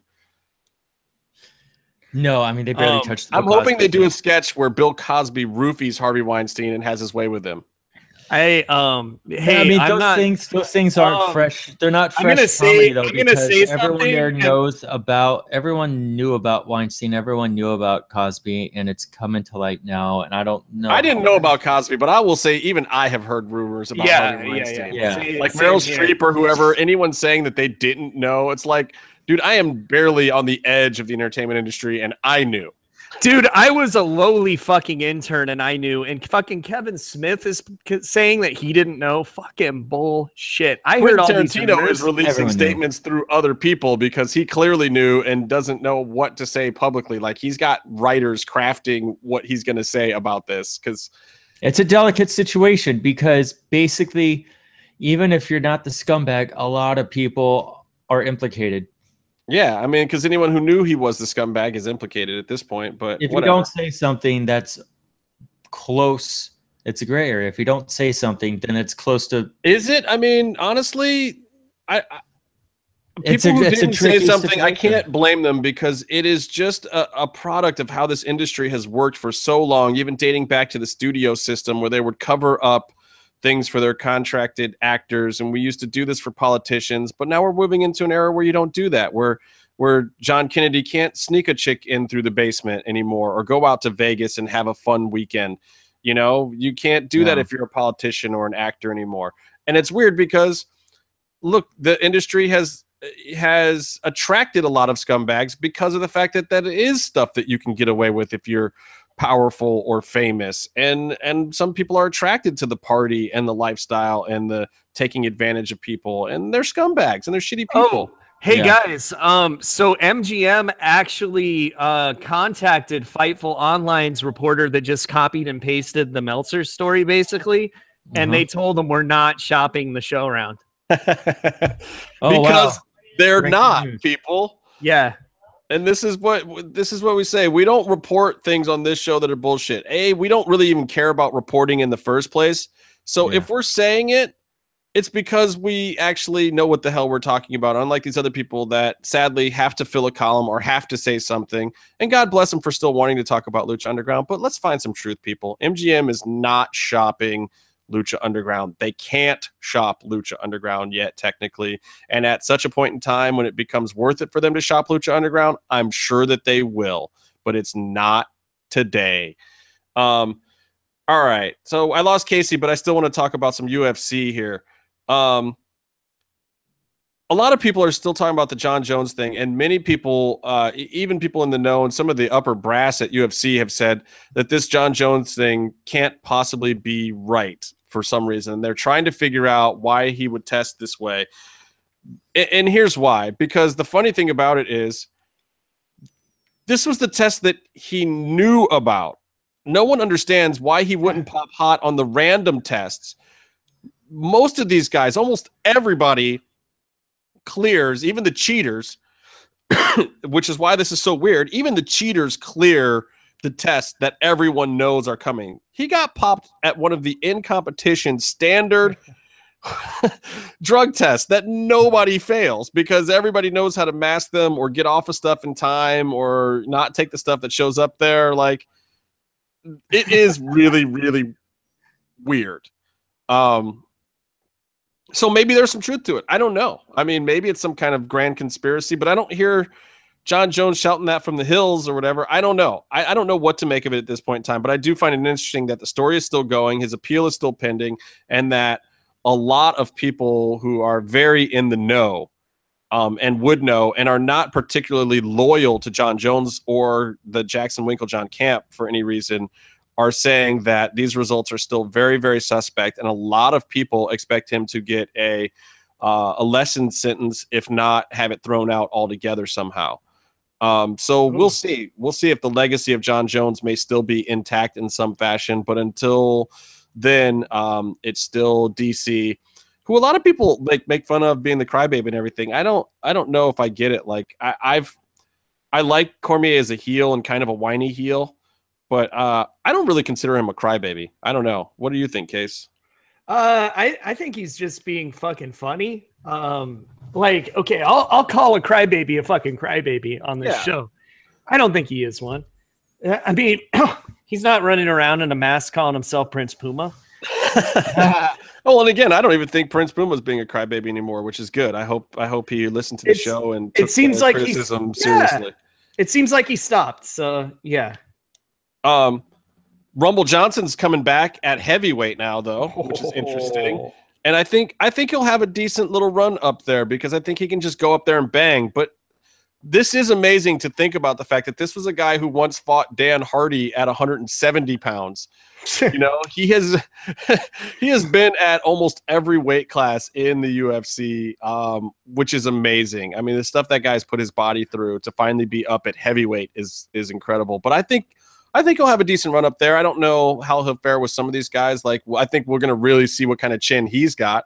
But I think he's going to put it on a couple of these guys, especially at the beginning. They'll give him a couple of the 14th, 15th ranked guys in heavyweight that'll just go out and swing leather with him. And this will tell him whether or not he really wants to be retired. Once he takes a few heavyweight punches to the chin, he's going to determine real fast if he wants to keep being a professional prize fighter or not. He's either going to get in there and start blasting dudes and getting some knockouts and making some big money up at heavyweight, or he's going to get clocked on the chin a couple times and be like, no, I was wrong. I really don't want to be here anymore.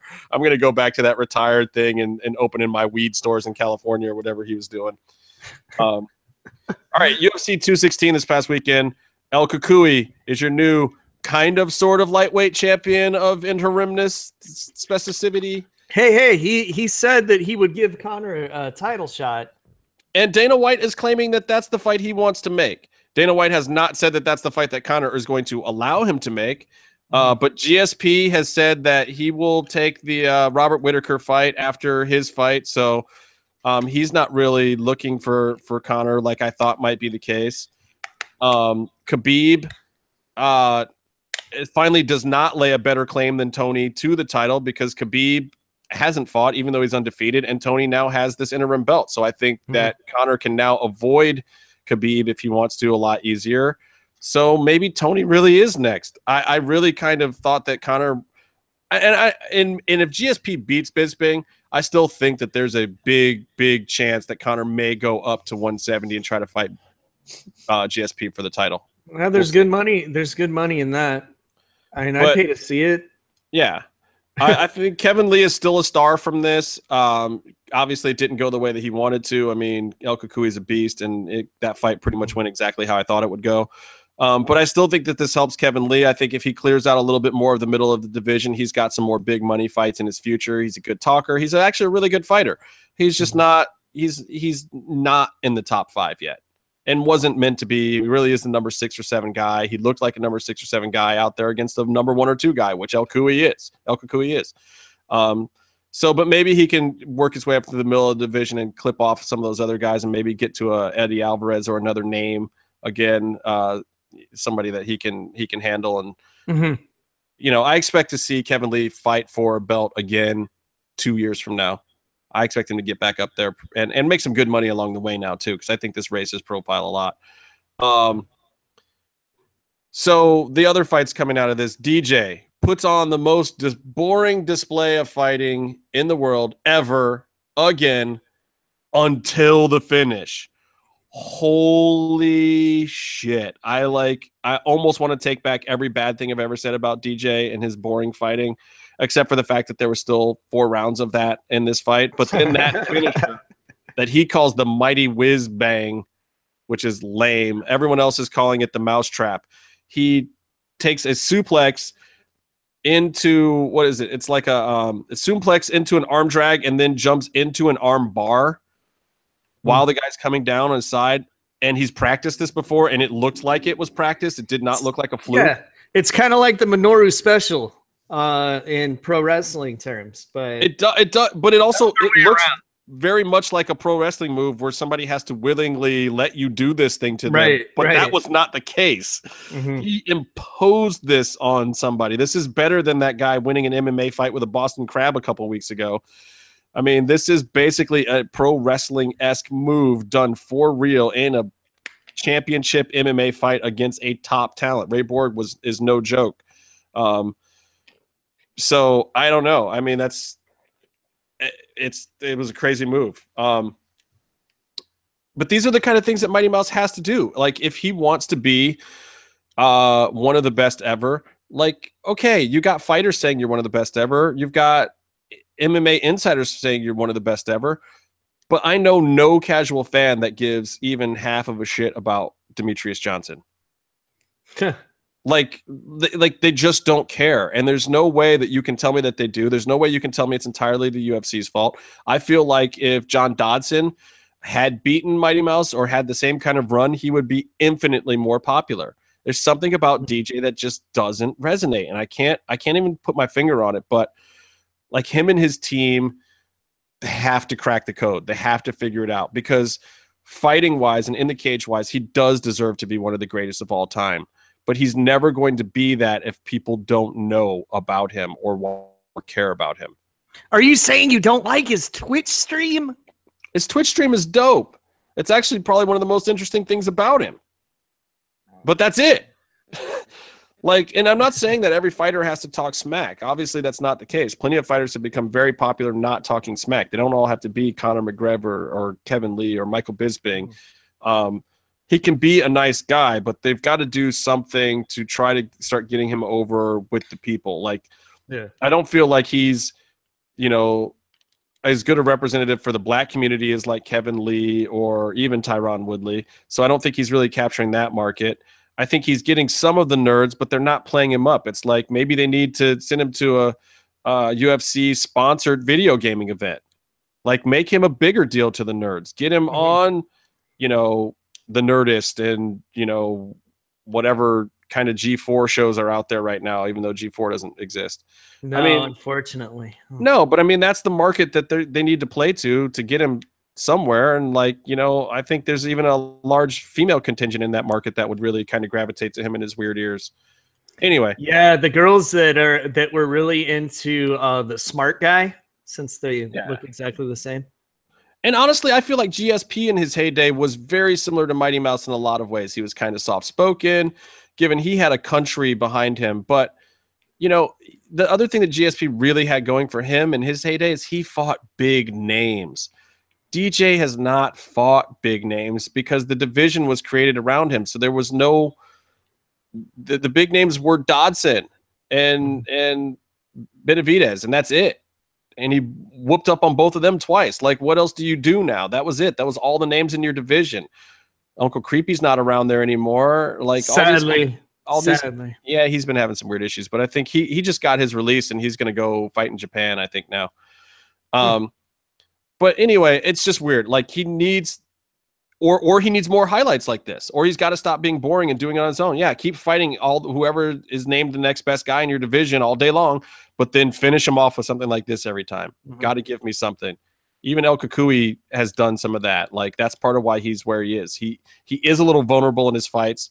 Guys like Lando Venata get to him every now and then, but then he finishes spectacularly with a Darce choke or a knockout or rear naked. Like, you got to impress me. And DJ did that this time, so I'll give him his props. All right, moving on. Yeah. I just want to talk about this because this card, I don't know if anybody realized it. UFC 216 was actually pretty good, but it was not without many, many issues and changes.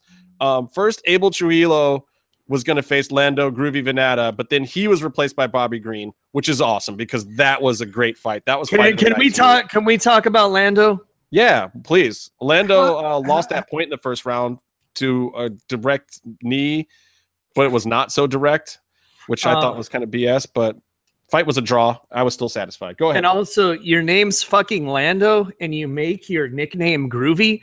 You make your nickname Calrissian. Jesus fucking Christ. Casey, you old space pirate. You make your name Lando Works Every Time Venata, first of all. Oh, yeah. Colt Come 45. On. Or just Lando Colt 45 Venata.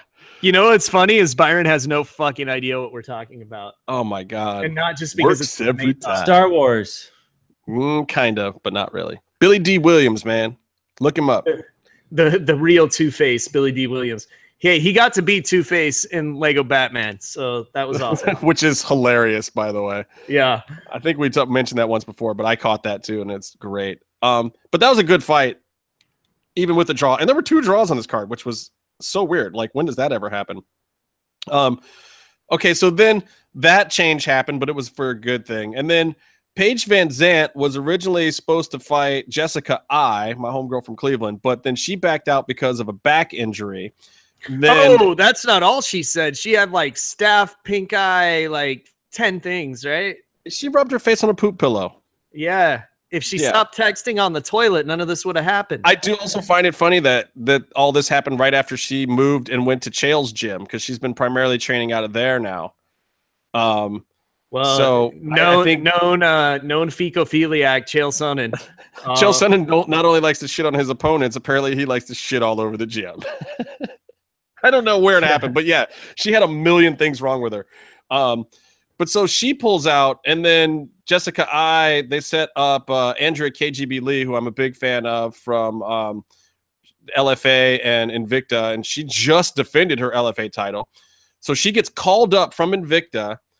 Then Jessica I says, no, I was training for Paige, so I don't really want to take that fight, which is fine. So then they're like, okay, but we still got KGB, so we'll have her fight this Kalindra Faia, because I believe it's Brazilian.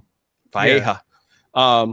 So she's brought in to face KGB, and then they tell KGB that because she was popped for a masking agent last year, even though she's already served out her suspension and sentence for it, that because of that, she has to be in the USADA testing program for 6 months. So basically, this is almost like serving another suspension. She basically gets called up to the UFC. She has a UFC contract now, and then they tell her she can't fight for 6 months. This sounds like something that's going to go to court. I don't know that she's even going to fight it. She seems like she's happy she's called up, but she's the LFA champion and still was signed to Invicta and probably would have had another fight this year or early next year. And now she's got to basically wait till late spring of next year for a fight. But it sounds like she's just going to wait it out, do the testing. And, you know, I think the whole thing is kind of messed up, though, because I was actually excited to see her. But whatever, she'll get in the mix, and she's got her call up now, so I think she's fine with it.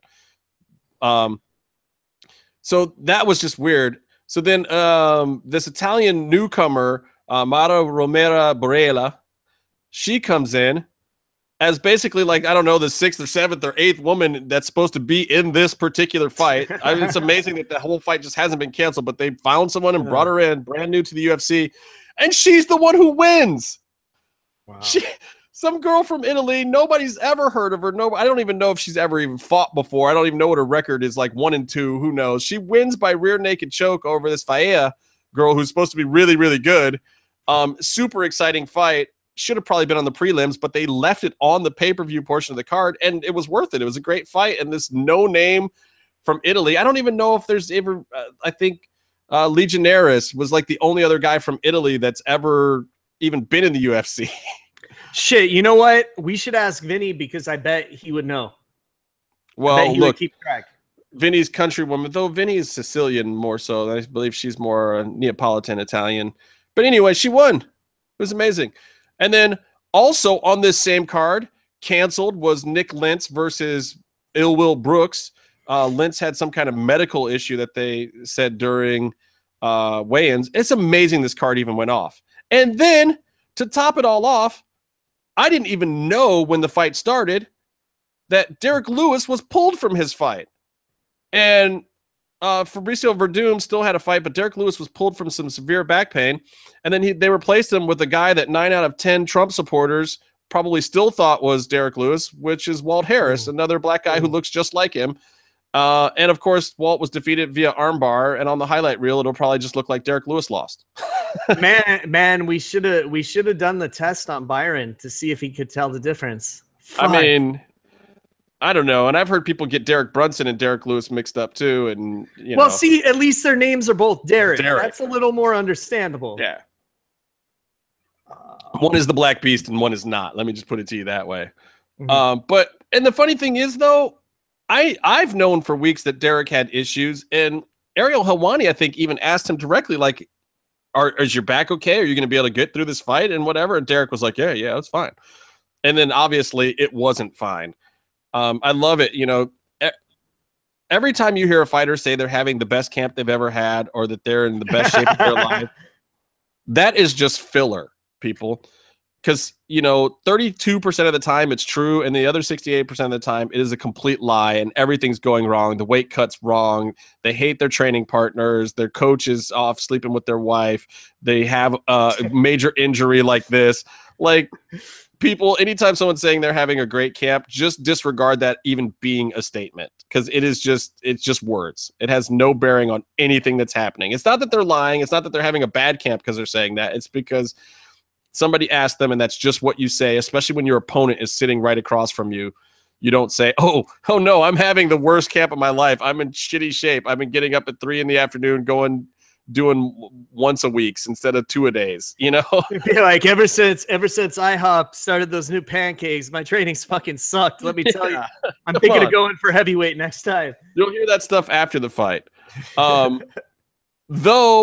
Though I like some of the stuff Bisping was saying today, and I'll get to that in a second. Next fight up for UFC, though, is Cowboy Cerrone versus Darren Till, which pretty much seems like a card entirely designed just to be about Cowboy Cerrone.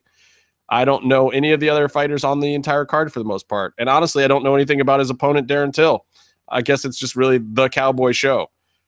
Apparently, Cowboy's popular enough to justify his own fight night now.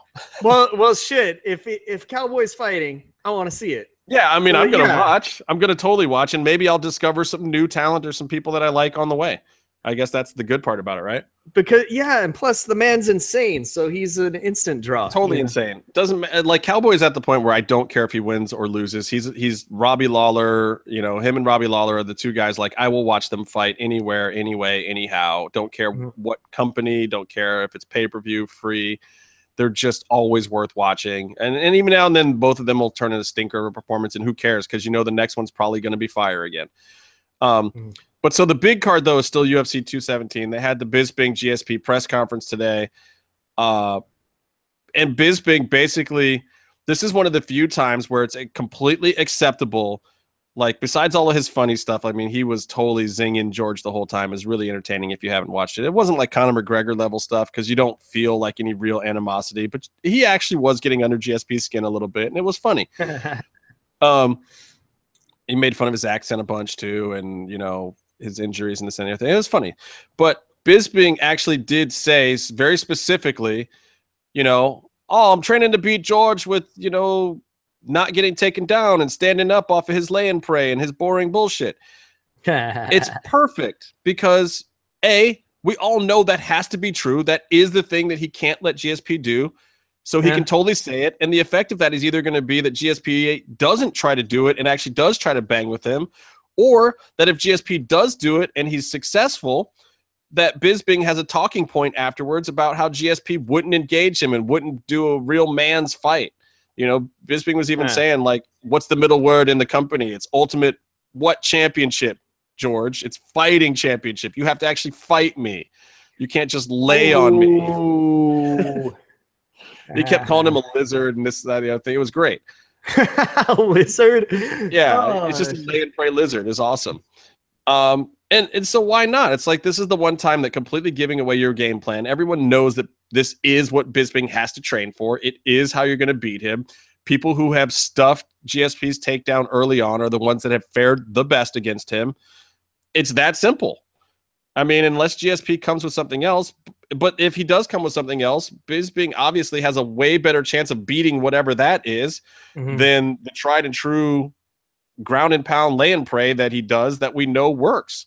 So I thought it was pretty sweet. I do find it funny that Garbrandt and Dillashaw is also on this Madison Square Garden card, because I feel like that's a fight that could really hold a pay-per-view on its own. Yeah. And I don't know that it's really adding much to this one. Don't get me wrong. I love a good big card, and this one is one, so I'm not mad about it. I just find it surprising with as many fights as UFC has to put on that they didn't really just hold that one back to be its own thing.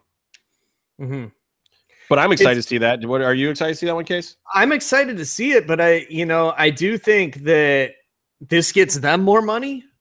Even though theirs would sell a pay-per-view on its own, they're going to get a little bit more here, which is cool for both of those dudes. So, well, specifically Cody. Fuck Dillashaw. Well, yeah, Cody. I'd like to see Cody win, and I'd like to see TJ lose, and then maybe TJ get that Mighty Mouse fight at 125. not at 135. Mhm. And then we've got, of course, Joanna Jędrzejczyk versus Rose Namajunas. Boy, that's a mouthful to say, but that is just awesome. That's gonna be fucking brutal and awesome. Oh man, yeah, that's gonna be cool. Them, I like being second or third on the card because I think that Rose, especially when she doesn't have to deal with the fight hype as much, she gets a belt shot without having to be the headliner on the card, which means she's not going to have as much press obligation. She's still going to have some, but I feel like she's going to come in more focused. Hopefully she brings Pat with her this time because we saw what happened to her when Pat didn't come with her. Pat Barry, of course, the man who swings his leg like a baseball bat, like an Easton Black Magic. It's amazing. Oh, best kicks out there. Man, oh, come on. He lost to Crow Cop. We know. Well, I mean, dude, Pat is small for a heavyweight. Pat's one of those guys that always needed that 225 weight division, you know. You know who didn't need that? Crow Cop. Boom. Truth. But Pat was a great fighter in the fact that he was always exciting and he was susceptible. But those kicks were vicious. So were Crow Cops, though. Anyway, I like that about that fight. And you got fucking Wonderboy Masvidal on that card, which is great. And Wonderboy Masvidal and then Hendricks versus Borochinha. Paulo Borochinha. It's just a great card. So that's the one I'm really looking forward to, even though I'll watch the Cowboy one. And I think there's even one more in between there, but a little less than a month away from 217 at Madison Square Garden. Yeah. Byron, you still there, Byron? Yeah, what's up? I should have just gone off the air while you were muted because then I wouldn't have had to deal with you interrupting. But anything else you want to add, brother? I was listening. I think UFC is a fake sport. Lucha Libre is the way of the future. Donald Trump should be the one in a cage with Matanza. And what else? This podcast is not sponsored by Alpha Brain because I'm out, which is why I couldn't do a good disco joke earlier because I wasn't alpha brained up. Oh yeah. See, dude, that's the thing. If you stop, you become like I'll take like one when I need it. If I noticed that I get a little too weird and crash. Was that way you were actually able to step up your game on the two Casey list shows, and now you're just phoning it in now that he's back and making Casey do all the heavy lifting? You see how he talks over me most of the time. So if I need to get a word in edgewise, who talks over you most of the time? Nobody talks over you. Yeah, what are you talking about, Mike? No one would ever do that just to you. To start. Why would anybody ever talk over you, Byron? Yeah, exactly. That would be really rude and uncalled for. Never even know what you're talking. You know, I do have to say, Byron had to use PEDs to take over for Casey, and he left the show. Look at that. He just left altogether. He just quit. Sweet. Well, that's the best time ever to actually, I feel like I don't even want to end it now. Like I want to go on forever. Now it's going to get good, but I have to find limited edition Halloween candles today. I'm not even kidding.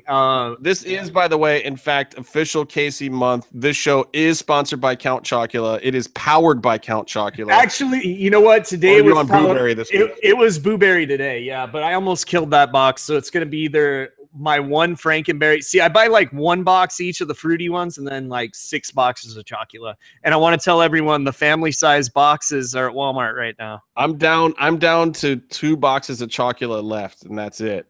That's my run for, but I'm also gonna be out of town for a couple of weeks. I'll be back on the road, but we will be back next Friday, folks. We're gonna make it happen. We're gonna talk about Ultima Lucha. I don't know if I'm gonna pull out the lost episode next week or if I'm gonna do it the week after that and let you guys hear that the week after while I'm still traveling, because I might not be able to do a show that week anyway. But we've got some other stuff planned for you guys. We're not going anywhere. We'll be back around. We'll talk about some fun stuff, whether Lucha comes back or never comes back. We'll still do at least a few more shows. Wait, what? Yeah. Yeah, you're under contract with us for like at least another 2 or 3 months, Casey. Who knows in 2018, but we'll try to get a few more episodes in 2017, and we'll definitely get you guys one for the Ultima Lucha finale next week. So for Byron Fever, don't catch it because it's really nasty and it's bad for you. For the Professor Casey at Lucha Gringo, and for me, the Outlaw LA Red, until next time, stay calm and stay in the mix.